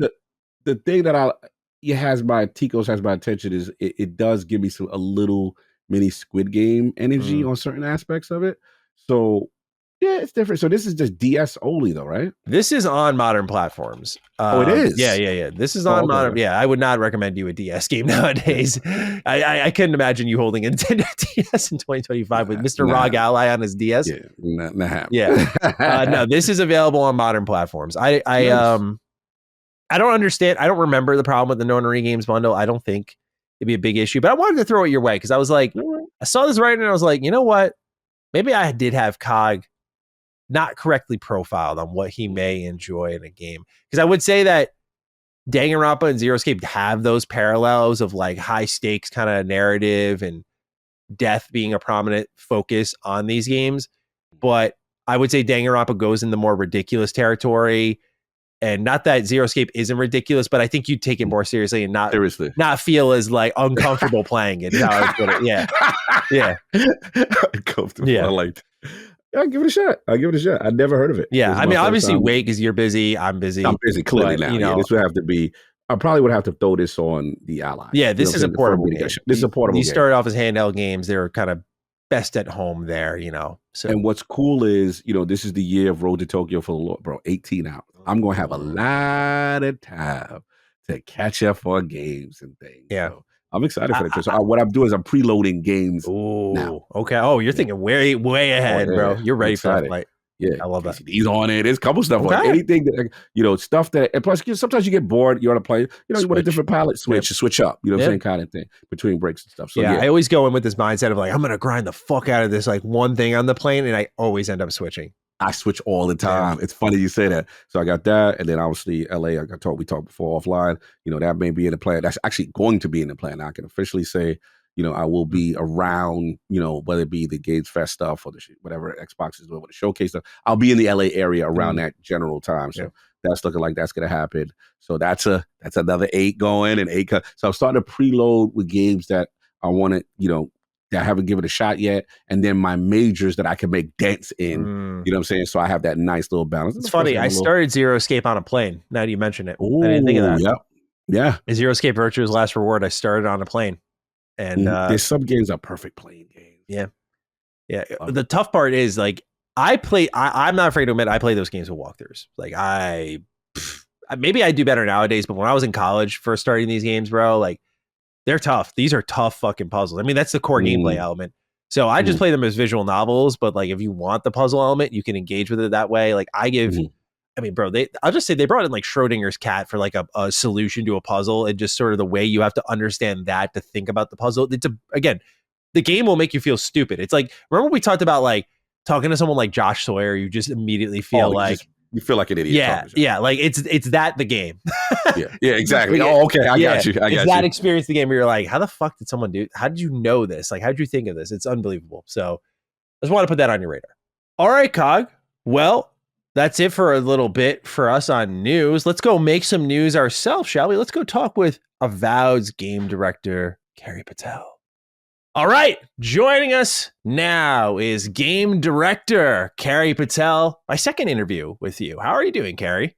I'm doing real well. How about you? Doing awesome. I imagine what's the excitement level like right now? Avowed's almost out. It's been a while. How are we feeling? We're pretty pumped. And the team's been playing the game a lot the past couple of weeks, and people are getting together in the kitchen like, this is really fun. Nice. I just found something I've never seen before. And so it's good energy. Good. Nice. I'm glad to hear that. Well, Cog, we have a list of questions here for Carrie, and I'd love for you to open us up on whatever you'd like to ask her, good sir. Absolutely. Well, again, salute to Carrie coming into the realm of the Dukes. Absolute pleasure. So we got to get right to it. Last year, me and Maddie, we were in Gamescom LA, and we wanted to revisit performance on Series X and S consoles. Obviously, we talked to the team, and at the time, the team was targeting 30 frames per second as a baseline. So it seems now that more robust performance options seem to be available. So wanted to know, was the extra development time needed to be able to achieve these targets on console, or was 60 FPS always the vision and standard for Avowed? We always want to provide the best performance experience that we can, but that's something that happens pretty late in development. Once we've got everything placed in level, then we can go about optimizing it. So optimization and performance tuning, that's all been a more recent effort for us. But yes, as you noted, we're going to have performance mode. And we'll also have balanced mode, which is sort of in between quality and performance for players who also have, I believe, a 120 hertz TV. Ooh, nice. I qualify as one of those. There we go. So we like VRR, we like balance, we like, all those different things, ray tracing. But again, thanks for answering that, because again, 60 frames per second is so responsive and so important for an FPS experience. And I love that you guys were afforded that time to be able to put that in the game. So thank you for answering that one. That's a big one for our community. Yeah, I know. Everyone was really hoping on that. When I announced I was reviewing the game, they're like, is it 60? Like, there was like, this is a make or break decision. So that's good to hear. I wanted to ask you, because I had the pleasure of interviewing you years ago when you were the kind of narrative design lead for The Outer Worlds. And I know you've been at Obsidian for some time now, and correct me if I'm wrong here, I believe your first director level experience was with Peril on Gorgon, right? For the DLC or? Correct. Okay. Yes. So I want to know how that experience, if you will, at the top informed what you're doing here with Avowed, if at all. Yeah. So DLCs are always a great way to step into a new leadership role. Mm-hmm. Obviously, what you're working with, the bounds are a lot more defined. You're making something that has to sync with an existing product. You already have your gameplay. You likely have a lot of your assets. So the process is simplified, and it's easier to sort of say, this is what we're making and how it relates to the base game. With Avowed, with any other game that is, a standalone product, especially when it's, not coming off the heels of something as a direct sequel, there are a lot more unknowns to define, both in terms of your process and also what you're making. So getting to start out directing a DLC was just kind of a nice way to get introduced to the process before the full complexities came online for Avowed. Awesome. Yeah, no, I thought the DLC for The Outer Worlds was fantastic across the board. Yeah. So I it's what I was really curious about, is how much that influenced. Was there anything you kind of picked up during that? You're like, I'm going to keep that in mind for Avowed. Was there any major lesson learned for, let's say, would-be game developers listening to the show that you picked up on? Yeah, so I think the biggest lesson I learned in directing Peril on Gorgon is that repurposing and reusing something is in many cases harder than just starting from scratch. That was something we ended up doing a lot in Peril on Gorgon to try to make a bit more progress, as we had, levels that we'd kind of gotten partway through with on something else. And we thought, well, what if we just repurpose these and we use them in this different context here? Seems like it'll save us some time, but in reality, you spend almost as much time making those things fit into the new context you're developing. And so that certainly taught me to be a lot more willing to cut and to start from scratch so you can get what you need instead of, twisting yourself into a pretzel to make something you already have work just because you have it. Sure. Very interesting. Very interesting insight. Love to hear that. Cog, do you want to get your next question in? Yeah, absolutely. Absolutely. So, Carrie, with you as a narrative designer, former narrative designer, now game director, right, at Avowed, the question I have for you is reference to choice and consequence. And this is a big one because for gamers, it's a lot of talking points, frustration with like what is considered in RPGs the illusion of choice. So one of my favorite games of all time is Mass Effect 2, right? And one of my favorite things I used to like to do is go renegade, right? And, you know, there'll be some hilarious options with renegade. So I guess the question for you is like, where basically you can truly challenge the NPCs' ideologies that you interact with. So my question is, how does Avowed handle this? And is it possible for like a full renegade kind of play style in Avowed? So we don't have the same like Paragon and Renegade labels that you're referring to. And we really don't tie specific labels to a lot of the choices you're making in Avowed. But what we do is we say, well, this is the role you're stepping into as the envoy of Adir. And these are this is the implied range of choices that you should be able to make with how you want to fulfill this role. And so we're not going to tag all these options, but we want to make sure that we're letting you as the player, define that role and, either consistently role play, for instance, someone who is a very faithful servant of Adir or someone who's not necessarily. So, they're always going to be in a game like Avowed. We've got kind of a central threat that no matter what your personal role play is, no matter kind of what your headcanon for your character is, you want to stop the Dream Scourge. And that's something that is going to help carry you through the game, no matter how you're role playing it. But then there are a lot of other conflicts with characters, with factions, with, different groups of people you'll encounter in the Living Lands, where that's where you're really deciding, okay, what kind of person am I going to be? How am I going to carry out my role? And how am I going to change the status quo for the Living Lands? Okay, so just a clarification, it's more like I can do things to piss off said companions that may disagree with my kind of ideology as far as those type of personal choice. Because it seems like everyone in the world has the companions may have their own kind of ideology, so to speak. Can I do things to piss people off? Is pretty what I would ask. Yes, you can piss people off. Okay, great. And just to add on to that point, because I love that kind of discussion. One thing that I read, I believe with the Xbox Wire, you guys publicly have discussed this in terms of short-term, mid-term, and then long-term choices. So these choices can also affect endgame, so to speak? Yes. Ooh, okay. That's what I'm Does the... Every developer I know has a really unique approach to side content. How much would you say the side content in Avowed, a bad choice of word, like matters, but not in the sense of like quality, more so in the sense of like, can it interweave into the main story? Can there be reactions based on like completing things or characters that reappear from side content if you choose to pick that up? How does the side content exist in Avowed? It's all so the side content is part of the same ecosystem as the main content in Quest.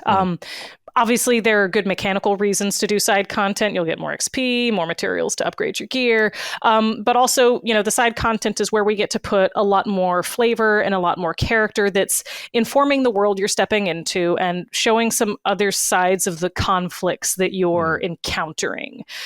So yes, some of those you might do something with one particular character and a piece of side content early in the game, and maybe they show up one or two regions later. There are definitely some pieces of side content that you will see the ramifications of in the end game. There are some that will affect the end slides you get. So yeah, all of this stuff matters. We like that. We like different end slides. Is like yeah. She said end slides. I'm good, man. Just the magic words I wanted. Good, man. I wanted to also just get to the core of Avowed because I think it was in an anniversary video or a documentary style video. I know Obsidian posted it though. They talked about how Avowed was once a multiplayer game, and this was sort of like going against the studio's DNA. So was Avowed always under your watch, or did you kind of inherit this project? Did you have to like steer it back into the single player realm? And I guess the question that others may have on top of that is sort of how, if at all, the multiplayer then found its way into the single player. Because, for example, a recent release game in Dragon Age: The Veilguard had a similar development cycle where it was like reported, hey, this was a multiplayer game, and it got turned to a full-fledged single player game. Like, how long was Avowed multiplayer for? Again, did you inherit that, or was it just sort of like you all were talking multiplayer and went, this isn't going to work? Like, how did that go? Yeah. So I inherited the project in January of 2021. At that point, multiplayer had been cut, but fairly recently. It was in pre-production as multiplayer for a period of time. There were obviously a lot of technical challenges with that, and also just a lot of design challenges. Like, especially for a game where you're talking to characters and taking on quests and and exploring this world and sort of charting your path through it. Like, how do you make those dialogues engaging for, your co-op friends who are sitting in on the experience? And, how do you sync the choices that, you're making with what your friends might be doing? And sort of how do you maintain the elements of choice and consequence and, kind of this very immersive world that makes single player very compelling with something that also makes multiplayer interactive and fun, and you don't just feel like you've got spectators with the controller. Sure. All of these are obviously problems that can be solved. Other studios have solved them, but they are challenging. And, putting that on top of trying to now put the Pillars world into a 3D openish environment, make sure it's fun, make sure it runs, make sure it works as a single player game and also supports multiplayer. There were a lot of challenges with that. So we ended up cutting that. I think there are certainly some artifacts in code we still come across every once in a while. Someone will say, why is this set up this way? Well, because multiplayer. So yeah, those things will linger longer than you think. Interesting. That's really cool. And part of it, I like the answer to in reference to kind of getting back to your core identity, because I know, of course, I had mentioned before, the ideology of what Avowed could have been kind of it iterated over the cycle, obviously co-op and so on and so forth. So that's cool. It's cool to hear. I did want to jump in, and this is a funny one for Maddie knows how I feel about this, but I would be remiss if I did not mention this, Well, I'm a man with a big heart, Carrie. I like the romance game. And I've noticed a trend in Obsidian games as far as, not pretty much having it all in Avowed. So I guess my question first is, okay, what was the design philosophy in not including romance in Avowed? And then, will we ever get Obsidian, the Black Rock, to ever, include romance? Sometimes you're on a journey with this person for a long time. You want to kind of take it further. I'm sure. So just a question on the design philosophy as to why not, and if the team would ever make a romance game. Never say never. There are definitely people on the team, like myself included. I think it's a fun option to include in games. I am not against it in the least. The two big challenges are, one, it is a big additional burden on the writing and design. And I think the biggest part of that is if you are designing a romance path, I believe you need to make sure that your non-romance path is just as deep and meaningful and thoughtful. You don't want to feel like, well, I missed out on actually getting to know this character because I chose not to romance them.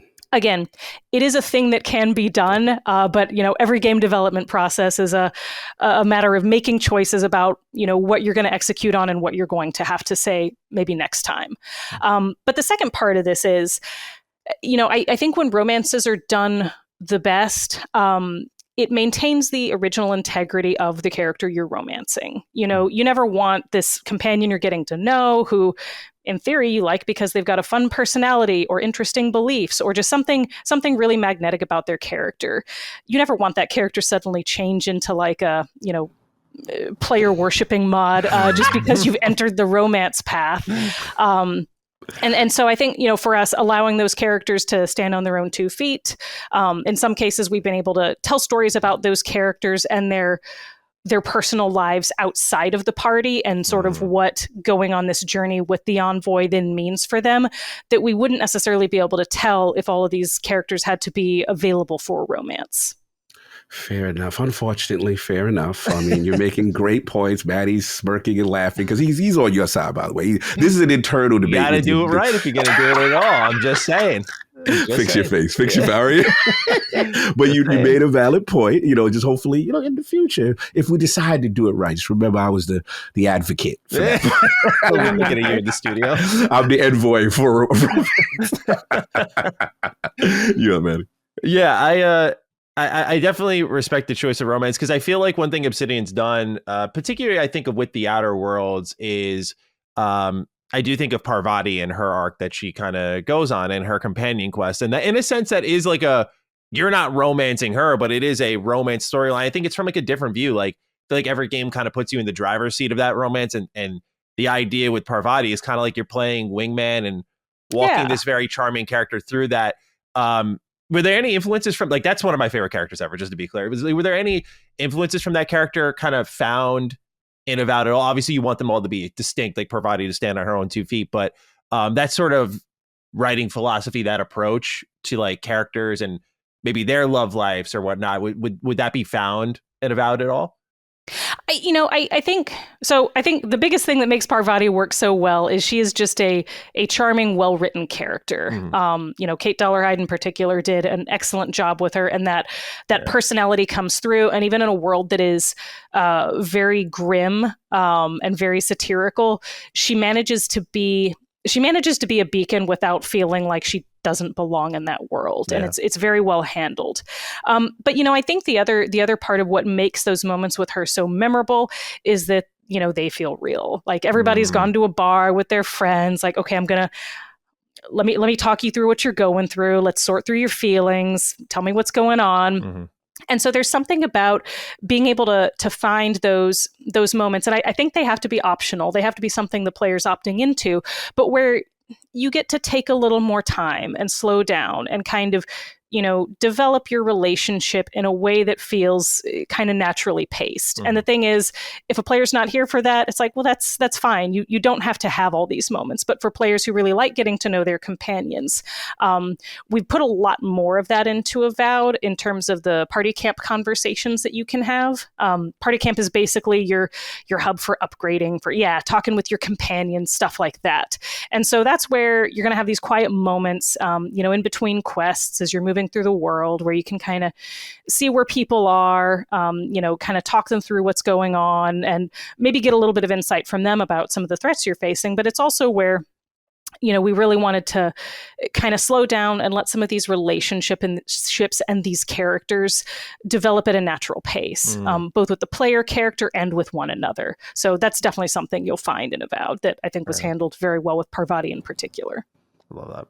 Awesome. It reminds me a lot of Dragon Age Origins. I love the party camp in that game because you just kind of get to pause from all of the chaos and just enjoy a quiet moment with everyone. I remember from the preview I did for the game, like it turns to nighttime, like the game just really gets quiet in a cozy way. You just get to talk to everyone. It's really nice. So I like it. Cog, are you out of questions, sir? I'm looking at your list here. Are you out of questions? I have more, but I wanted to let you go. No, go ahead. I did not want to steamroll because I had like a few left. You're good. I know. Yeah, totally understandable. Now, this is more of a personal choice for Carrie in terms of play style. In terms of you've now obviously team has been playing it. You've been putting it through all its paces as you get ramping up, getting close to launch.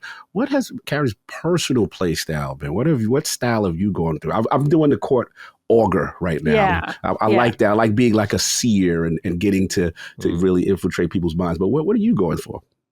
So I've tried to do something a little different on different playthroughs. The one I'm playing right now, actually, I am also a court augur. I'm letting my motivation be trying to tap into the mystical, trying to understand the deeper mysteries unfolding around me. I've got a pistol in one hand and a grimoire in the other, which is a very fun combination. I'm forcing myself not to take charge, even though it might be my favorite power in the game, just to branch out a little bit. But before this, I did a playthrough where I role-played as a war hero, Adiran loyalist. And so that kind of guided all of my choices and played a bit more with two-handed weapons and melee abilities. And that was also very fun, just different. Nice. Yeah. And one thing is I want to shout out the teams is this, the freedom of choice, being able to do those things. I've never really seen many games say, hey, I can have a pistol wand or just grimoire and shield, like whatever these choices are, right?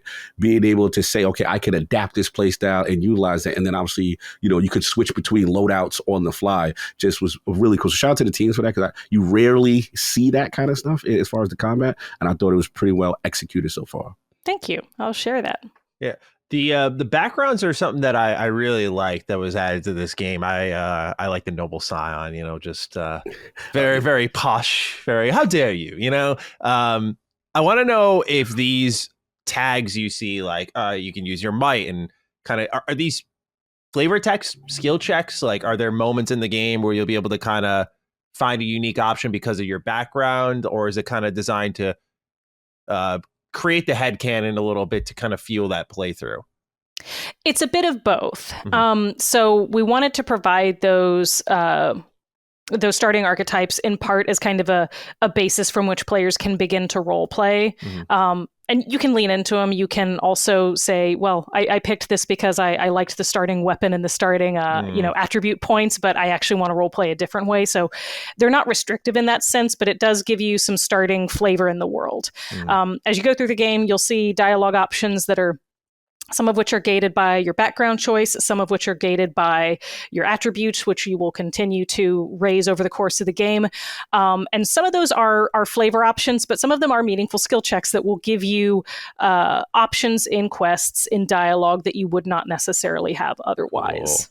Cool. Nice. I like that. There's one in particular near the beginning of the game that I think it's a war hero, and there's one other that will unlock a very specific choice about your backstory with Ludwig.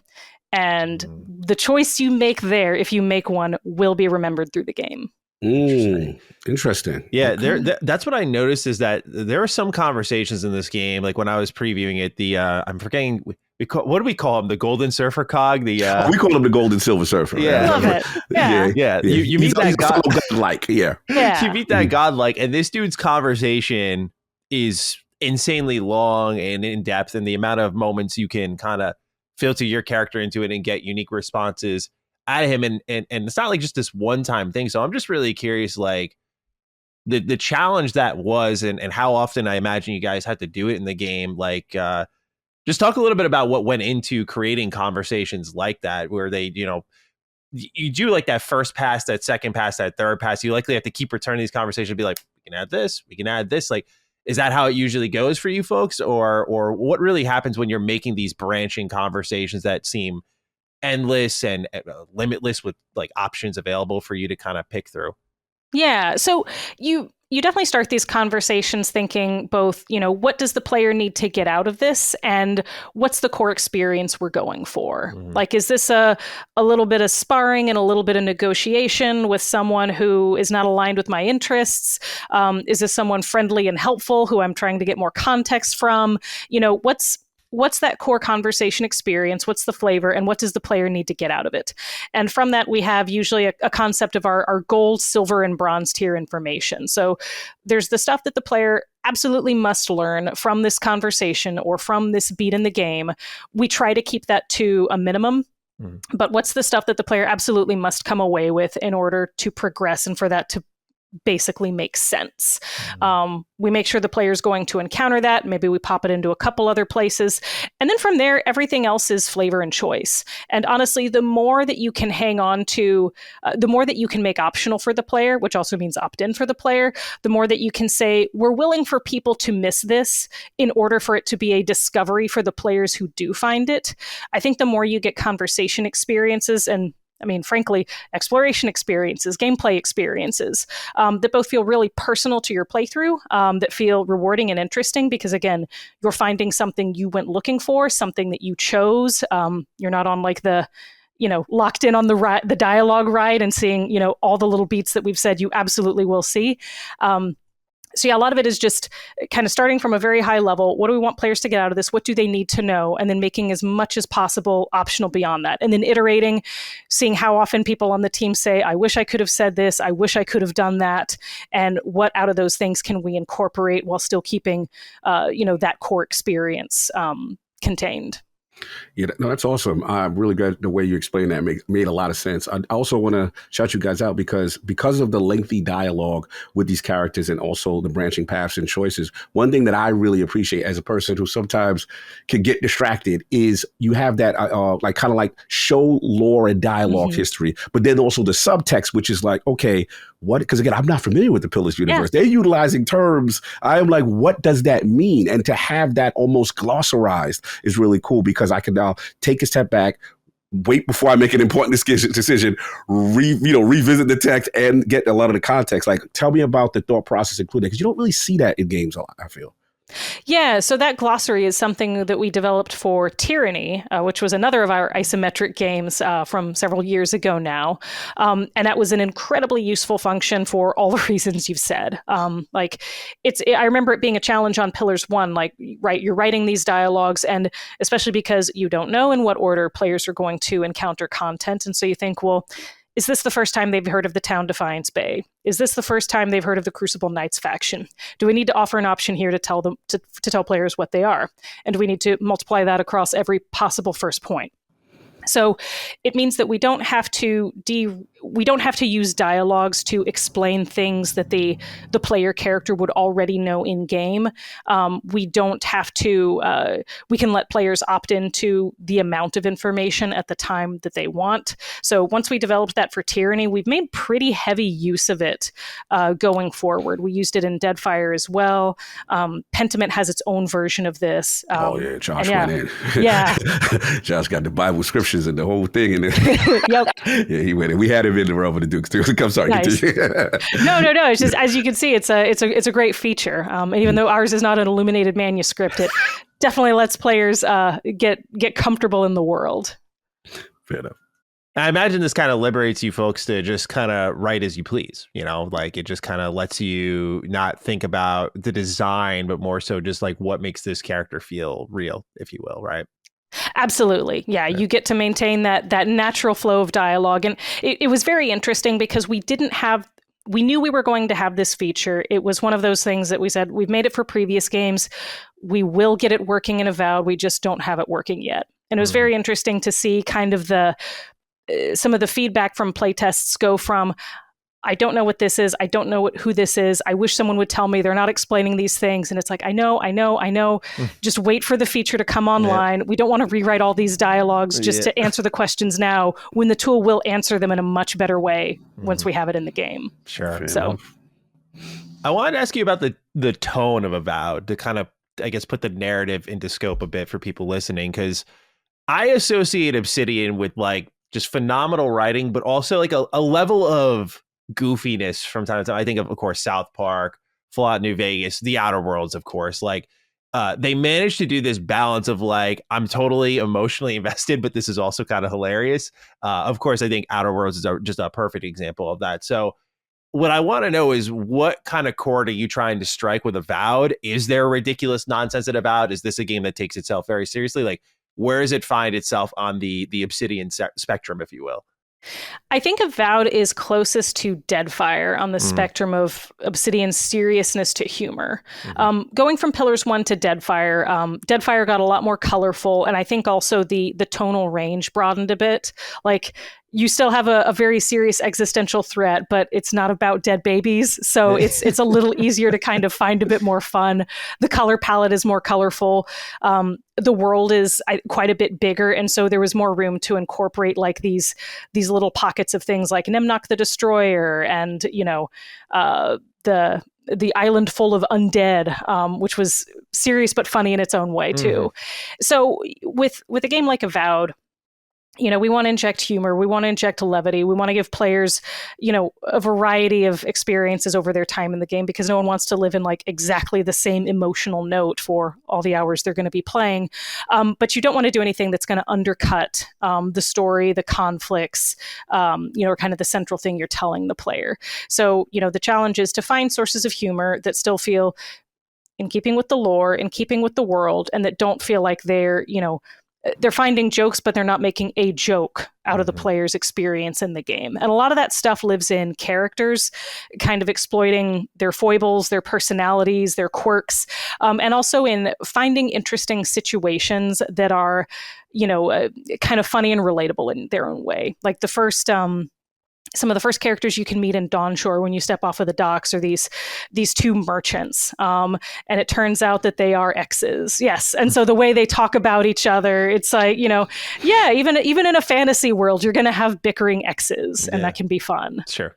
Yeah, I know that those two were hilarious. I'm like, look, I'm here to shop. I don't know what y'all got going on, but I do find it hilarious.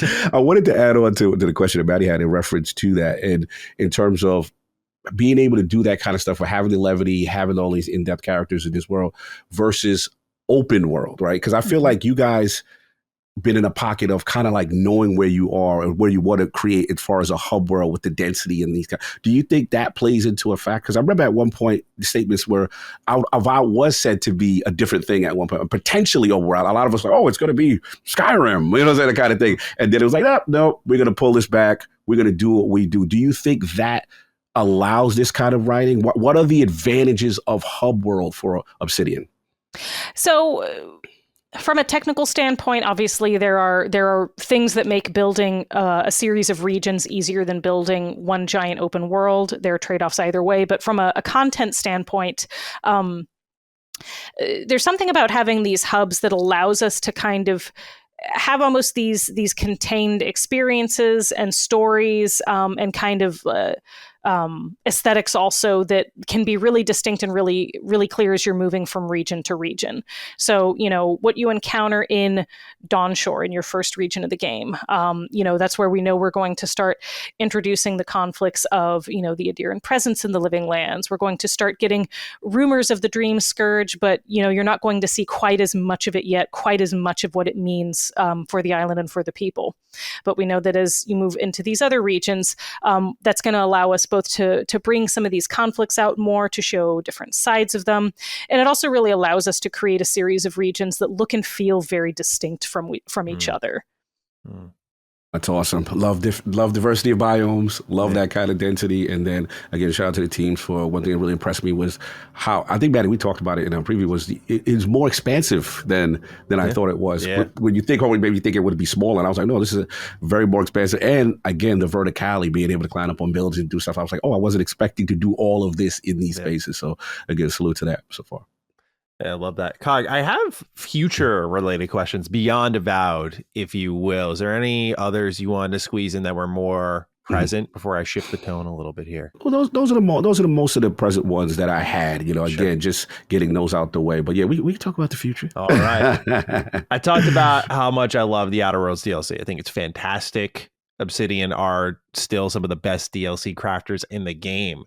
Will Avowed get any kind of post-launch support? We haven't talked about that much just yet. We're focused on getting the core game out the door, making sure that's in a great place, and making sure that we're going to be ready to continuously patch it once it's in players' hands. Okay. All right. All right. I'll be patient. For now. Fair enough. What else you got, Maddie? The other one was about, because you mentioned earlier, like Avowed was this moving of the Pillars universe into a 3D space. You have to kind of rethink a lot of things. I have to admit, I shamefully have not played Pillars yet, so I'm behind on those times. But I know there are a lot of Pillars fans who are wondering, like, is Avowed the future of Pillars? Because I remember Josh Sawyer did a really awesome, I think it was like a GDC panel, kind of deconstructing Pillars of Eternity 2. And sort of like comparing and contrasting to other games on the market and why it ended up in the place it did. So it feels like Avowed was a natural progression for the series to kind of reignite it. But is there ever an opportunity, you think, where you want to go back to that traditional Pillars, or is Avowed sort of the vision for, obviously I'm not saying like, hey, can you confirm the sequel now? But like the Outer Worlds to me, like, had a ton of potential. It was like, okay, like, could this become more? Would you say the same thing with Avowed? Like, this could become more at some point down the road? I mean, the great thing about Obsidian is that this is a multi-project studio, so even as we're wrapping up Avowed, we're also finishing the Outer Worlds 2. Crazy. And we finished Pentiment just before that. So, we've always got a few things in the works, and that gives us the ability to be ambitious with some games, and also to take some that we know are going to be for a smaller audience, but that are going to be really special for that audience. So that's all to say, like, I think that gives us a lot of freedom in how we choose to develop our titles going forward, in where we choose to move with some of these projects. And I think there's certainly a world in which you could see, more games set in the Pillars universe, both that look and feel a bit more like Avowed, and maybe even some that look and feel a bit more like the original Pillars games. Nice. Oh, nice. And to that question again, no, that's awesome. And to add on, again, me and Maddie coming from the same pocket, we're not from this universe. So it's like, I guess to add on to Maddie's question, the challenge of trying to respect this core audience that you have that know you for Pillars. And now it's like, okay, Avowed, how do you how do you satisfy both audiences? You know, what's the challenges in satisfying both audiences for new players and people who have actually know this universe front to back? I think the biggest thing when we're making any game that's set in an IP that we've already established is you remain true to the core of that IP. Like, you remain both faithful to the, the lore, the facts, the kind of history of this world, but also to kind of the factors and tones and motivations that drive it. So, like, the Pillars world is not one of righteous good versus, awful evil. It's complex, it's shades of gray, it's morally nuanced. And so whenever we're making Avowed, making anything else we make set in this IP, we want to make sure to be faithful to those kind of design philosophies and those approaches, because that's both what makes the IP what it is for longtime fans, and that's also part of what sets it apart from all of the other games someone could be playing.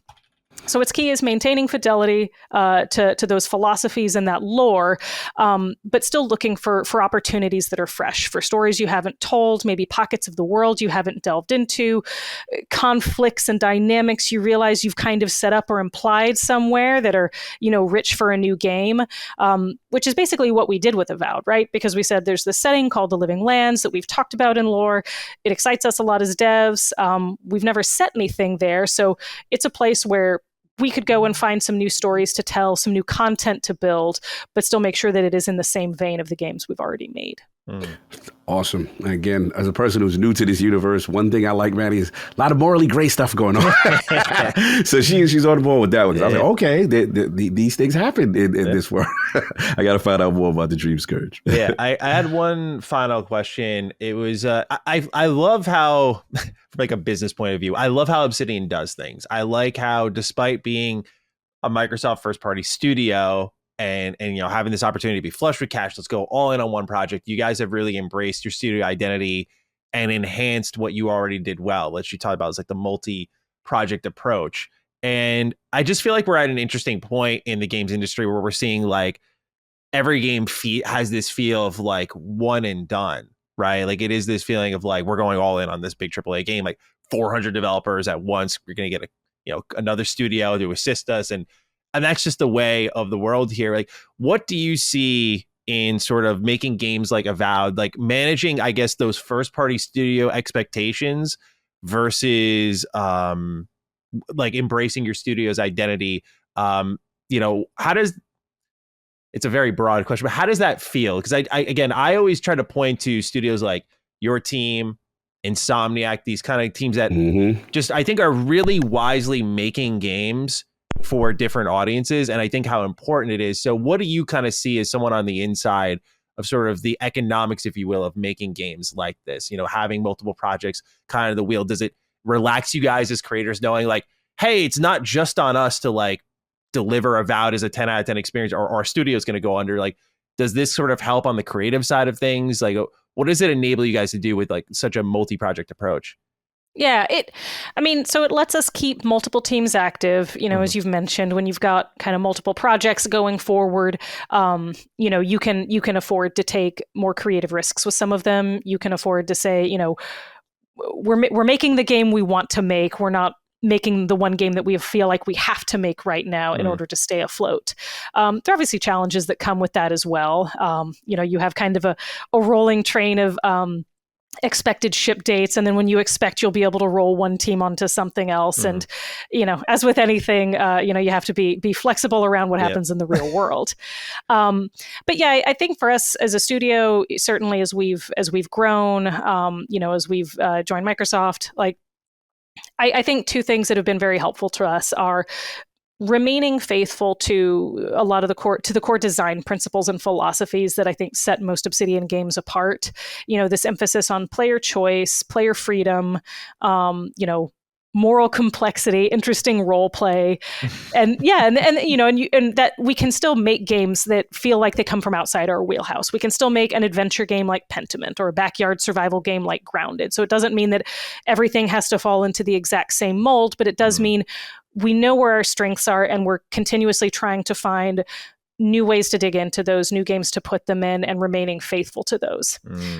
But the other thing is, I think it's important to kind of manage the vectors along which you're growing at any one time, right? Like, you want to continue making the things that you know how to make, doing the things that you know do best, and pushing and improving, but making sure that you were doing so in a sustainable way that you can keep up with. Mm-hmm. So, I think for us, like, yeah, like our team size is roughly comparable to what it was for the Outer Worlds, and we know what it takes to make the games we make, and we know what it looks like to start investing and pushing a little bit more to, make them more fun, make them more colorful, like make them, you walk out of any project saying like, okay, these are the 3 things I'd want to do better or differently. And you say, great, let's do that the next time. Not, we're going to throw everything out and, come up with something brand new.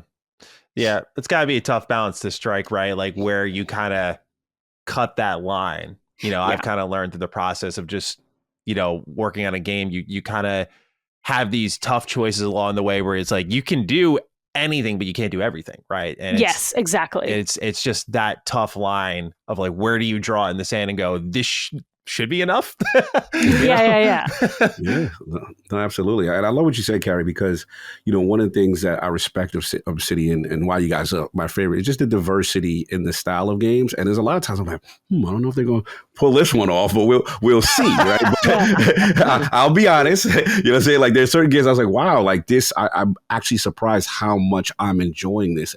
But sure. To your point, the efficacy of doing that in this kind of a climate and making games, I have to shout out you guys in terms of being able to stick to core visions and keeping things original, but at the same time, not locking yourself into, okay, this is an Obsidian game because it does this and only this, yes. Right? There's these different genres and subgenres, and it's really exciting to see, as you guys, move forward and push towards Avowed now, that you guys are, you have a core identity, but you never know exactly what you're going to get. And I think that's really cool creatively from a studio standpoint. So shout out to you and the teams involved. Yeah. And just like that, man. I mean, we all of a sudden we're getting 2 Obsidian RPGs in the same year. God bless. I ain't mad. I mean, like usually I get an Obsidian game, I'm like, all right, I gotta savor this one. And now I know at the end of the year, sometime this year, it's just another one's waiting for me. It's great. It's good. It's good being me. Little friendly competition between the teams. We like that. We like that. They're fantastic. Yeah. I'm super excited for Outer Worlds too. Awesome. Are you working on that at all? Or, I mean, I know directing a game takes up all of your time, but I know since you served as narrative design lead for first Outer Worlds, is this something you are helping out with at all? So I was a senior narrative designer on Outer Worlds 1, okay. But not a lead. Oh, sorry. But no, all good. No, they've got a wonderful team of folks who also worked on Outer Worlds 1. So between Leonard, between Daniel Alpert, between quite a few people they have on that team, they have a lot of folks who have come over who know that IP very well and nice. are ensuring that it is definitely a fitting sequel to Outer Worlds. Wonderful. Awesome. Yeah. If they want to pull you for, Parallel from Gargoyle content or Murder and Irandano's content, they can always, there's a resource there. There's a resource available. Yeah. Right on. Well, Carrie, we won't take up any more of your time. Cog, do you have any questions left or are you good? Just wanted to, again, salute to you, salute to the teams actually coming into the realm of the Dukes. Obviously, big fan of Obsidian. Sure. As you guys ramping up and getting close to release, and this is really cool and exciting to hear all the things coming down to Avowed, and hopefully everything lands, and we'll see what happens. But I really appreciate it so much. Absolutely. Well, thank you all so much for taking the time to talk. This was wonderful, and so excited to see the game in your hands and in so many players' hands coming up soon. Absolutely. Well, ladies and gentlemen, certainly we'll be talking about Avowed a lot in the coming weeks, so you can keep it locked here on the Dukes. Carrie, again, thank you so much for your time, and back to the rest of our show. We're back. It's just Cog and I now. We're here to round out the show, talking about Xbox Game Pass. Let's start off with what's coming soon to the service, shall we? So by the time you're listening to this, you already got a few new games to play, especially if you're on the Game Pass standard tier. An interesting inclusion here. February 4th saw Far Cry New Dawn join console, PC, and cloud. Whereas on February 5th, Game Pass Standard would get Another Crab's Treasure, Eden Chronicle 100 Heroes, and Starfield. February 6th brought Madden NFL 25 into the service thanks to EA Play on console, PC, and cloud. Kingdom 2 Crowns, not to be confused with Kingdom Come Deliverance 2, is out February 13th on Game Pass on console, PC, and cloud. And Avowed is dropping at least for its actual release date, not the early access date, which is 5 days earlier, But Avowed is dropping February 18th on Series X and S, PC, and Cloud. As for what is leaving Game Pass in early February, you've got a little to the left, Bloodstained Ritual of the Night, UFC 3, Indivisible, Merge and Blade, Return to Grace, and Tales of Arise, all leaving February 15th. What stands out to you here, Lord Cognito? Hey, buddy, I think what you said earlier, the standard editions, because remember when we got the initial play with Game Pass and the restructuring and how first-party titles and certain titles would only be Ultimate, right? And the vibe was, well, how long will it take for, certain day and date games on the Ultimate tier to go down to the standard tier, since they took that day and date away from new users that would be joining at core or standard, whatever. I'll get mixed up with the names at this point. But the fact that Starfield and Ayuden and another crap are now entering standard as a baseline, the only curiosity I have is what are the splits? Because I was under the impression that like Ultimate makes up like more than 70% of the things anyway, right? So I'm curious, how many people are actually on standard? How much does that move the needle for people who are just here, there for standard, just to, I guess, to get the online and then the other basics of game? Because they do give you like a curated list of games, from my understanding, from what I remember. So just interesting to see them doing this distinction and eventually, passing them down to the lower tier, so to speak. Yeah, I wonder if Game Pass standard, because I think about that future kind of Xbox ecosystem on other platforms, and I wonder if like a PS Plus collection, not like the PS Plus library itself, but the collection that comes with like some stapled in games in there. That's kind of what Game Pass standard is now. And as you kind of filter in some third parties along with like key first party titles, is that kind of the idea of bringing an Xbox ecosystem experience or a Game Pass experience to other platforms? Was that what it'll look like? Does it start with standard? I don't know. But interesting to see Starfield be thrown in that category.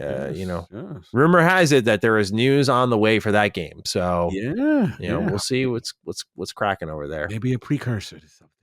Yeah, that's the vibe I'm getting there. And then as for what's leaving, I'll just tell you all, if you're in a JRPG mood, Tales of Arise is one of my favorites of this generation. Just really great combat system. My main critique of that game really is that it goes on a little too long, for sure. And also the skits don't have the funny anime portraits. I love those in all of the Tales games prior to this, but they go for more of like cutscenes. They just lose their style, unfortunately. But really great game, really great cast, just awesome combat. Especially the first half of the game, like those first 5 areas. I remember I was like on a whole other level. It's just like I said, it's like they got a huge budget with this game, so the visual upgrade is insane. I'm very interested to learn more about what they're doing next for Tales, because that was like a big breakout moment for them. Like they were right there with Persona, trying to evolve like dungeon design and like visuals in a JRPG world, which, we see a lot of reuse, especially in JRPGs, a lot of reused assets, like those boring cave walls. I'm talking to you, Tales of Berseria, like just the same bland brown walls all over the place. Very hard to tell where you're at. Tales of Arise just did away with all of that, did a wonderful job, especially series. What game were they coming off of? Was it Zestiria? I'm trying to remember, but there was a Tales game in between that I'm forgetting, but series was kind of up and down for a while. Arise was a really great point for them, so just wanted to shout that one out. That is a great game that if you have not yet played it, get onto it on Game Pass and let me know what you think. Yeah. All right. Game Pass pick of the week, and we're out of here. We got a brand new Sniper Elite game I'll be talking about in just a moment here, but let's talk with Andrew McGregor first, who wants to put his own shout out in, saying, "Hey Dukes, have either of you fine gents had the chance to try out Eternal Strands on Game Pass? It's a lovely mix of Zelda Breath of the Wild, Dragon's Dogma 2, and with a touch of BioWare. Been getting sucked in more and more as the gameplay systems reveal how nicely and well integrated they are. I thought it'd be worth a shout on Game Pass pick of the week. Hope you all have the wife's sick and I offered her a throat coat and now I'm getting divorced kind of day." Yo, that was wild. Nasty work there. Hilarious, man. Hilarious. So Strand, yeah, I've heard good things about Eternal Strands. Right? I'm hearing good things too. Yeah, I think it reviewed pretty decently as well. We did get a couple write-ins about it, so I just wanted to shout that one out there. That was launched alongside Sniper Elite Resistance, man. Look, I got nothing new to really tell y'all already. Like, this is just stay at home gaming is what I call it, right? Just nice. It's all reliable, right? You're gonna perch up, gonna zoom in, X-ray cam when you snipe from a distance. All these settings are toggleable. Like, do you want to deal with all that crap? How much assistance do you want? How stealthy do you want to go? This time you're in France. Levels are beautiful. You got the sniper Jaeger system, so you'll get invaders while you're in the middle of these open levels. Just about as open as Sniper Elite 5. You know, it's just, again, nothing new to report here. Just like this series continues to be very steady. It's not going to blow your mind. I saw a lot of comments with the release date trailer. They were like, yeah, Sniper Elite like really is in need of some new blood. I'm like, I don't think so. I like that this series just knows what it is, which is it takes cues from Hitman, like creative kills, much more stealth capability, movement abilities. Like, they're always just little increments moving forward, but the core mechanics are so good. Like, if you pick up and love what's beautiful about the series is if you pick up one Sniper Elite series, number one, you can play them all in co-op. So there's that. So you have a way you can just invest with a bunch of friends over time. Yeah. Number two is if you like one, you're going to like them all, man. Like, it really is that kind of series. Like, you can say that it's not the most impressive series, sure, but I've never picked up a Sniper Elite game that I didn't like. You know, Sniper Elite 3 withstanding, like, that one was a little linear. But Sniper Elite 5, much like 4, or Sniper Elite Resistance, much like 5, just like cracks it wide open, man. Like, and again, you can really feel the Hitman sensibilities and sort of the level design, the disguise system. Like, it's really cool, dude. So I've just been having a good time romping through this a little bit on the side. I was like, I know it's not my best interest to pick this up when I just said what I did about KCD, but I was like, man, I love me Sniper Elite. I have such a good time with these games. So yeah, playing them in co-op, also a really good time. Because again, that Sniper Jaeger system, like, when people are like, they got to move things forward, I'm like, y'all don't understand how much of a game changer it is when you're in a huge open map for your campaign and you're trying to like track your target and you're trying to navigate through like these bases and stuff. And you just see like someone's here now and you don't know where they're at. So like now you got this moving force through the map that can snipe you and like end your whole mission. It's brilliant, man. It really does add a whole other layer. Normally, like when I'm playing like Dark Souls or whatever, I'm like, nah, I don't want to rock with this whole X-ray cam. But with this game, dude, I'm like, I'm not. Did I say X-ray cam? Sorry, I meant the invader mechanic. The invader mechanic. But with this game, I think it just infinitely makes the game so much more fun. It just, yeah, there's that sense of danger around every corner, and because, you know, like, you'll start to memorize patterns of like how enemies are walking. You'll pick them with like timing it out with like artillery cannon going off. Like, again, Sniper Elite staples here, but this dynamic, it's like I got to be careful because if someone sees my bullet flying through, I just gave myself away. And so like you start looking for like the odd one out who's like running around at full speed around the map. You're like, I got the player. Like, there he is. That's dope. It's awesome, like man. That. So yeah, Sniper Elite. I don't want to oversell it, but like if you've never played one, I think you're gonna love it. Like, it really. I'm so glad to see it in Game Pass again. Great co-op game. And I just think, yeah, it's not going to have the amazing story or anything like that. Like, again, they're investigating a new weapon that, you know, the Nazis are looking into. Like, you've seen and heard this before if you played a little bit of Sniper Elite before, but you're not there for the story at all. It's just, you know, what level are you bringing me to? How open is this bitch? And like, how many people can I snipe? And it's awesome in that regard. And so, yeah, just good time. It's in that Dynasty Warriors pocket. Like, you know what Dynasty Warriors is going to be. Yep. All reliable though. Although apparently Origins really flips the script. So I gotta. People love. I gotta get to playing that one. I'm feeling it. I gotta get to it because I love Dynasty Warriors, and it's like that's a one game that I skipped this year where I was like, I need to make time for you. But that's my Game Pass pick of the week. Shout out to Sniper Elite Resistance for just always being the reliable, lovely series it is. And Cog, that brings us to the end of our show here. So what are we thinking for hashtags? What are we DD Carrie, right? We got DD Carrie. Yeah, we gotta do some Carrie. Patel joining us, sharing some wisdom with the Dukes. You thinking that's the play? Yeah, for sure, that's the play. Got a lot of gems from her. Yeah, absolutely. And we thank her for her time. We appreciate you listening in. We're always trying to book interviews for the show. So, you know, we're always looking for wonderful talent beyond even the Xbox family to join us, talk about their time making games, all that good stuff. So we'll keep our eyes and ears open, try to bring more of those into the show. We hope you enjoyed what I think will amount to a 4+ hour episode. So y'all have fun with this one. Other than that, though, we'll be back next week. Again, if you want to leave your hashtags down below, DD Carrie, you can use the comments down below, or you can go ahead over to Twitter. I'm at G7Status. Cog is at Lord Cognito. Let us know your thoughts there. And with that, we'll catch you next week for episode 215 of Defining Duke, a Xbox podcast. Until then, be well, coat your throats, and peace out. Defining Duke, an Xbox podcast, is a product and trademark of Last Stand Media and Collins Last Stand LLC, and is recorded from the United States of America. The show is conceived by Matthew Mr. Matty Plays Schroeder and me, Colin Moriarty, and is written and produced by Matthew Schroeder. Maddie's co-host is Barry Lord Cognito Eversley. Defining Duke's executive producer is Dustin Furman. All of Last Stand's theme music is by Ramon Narvaez.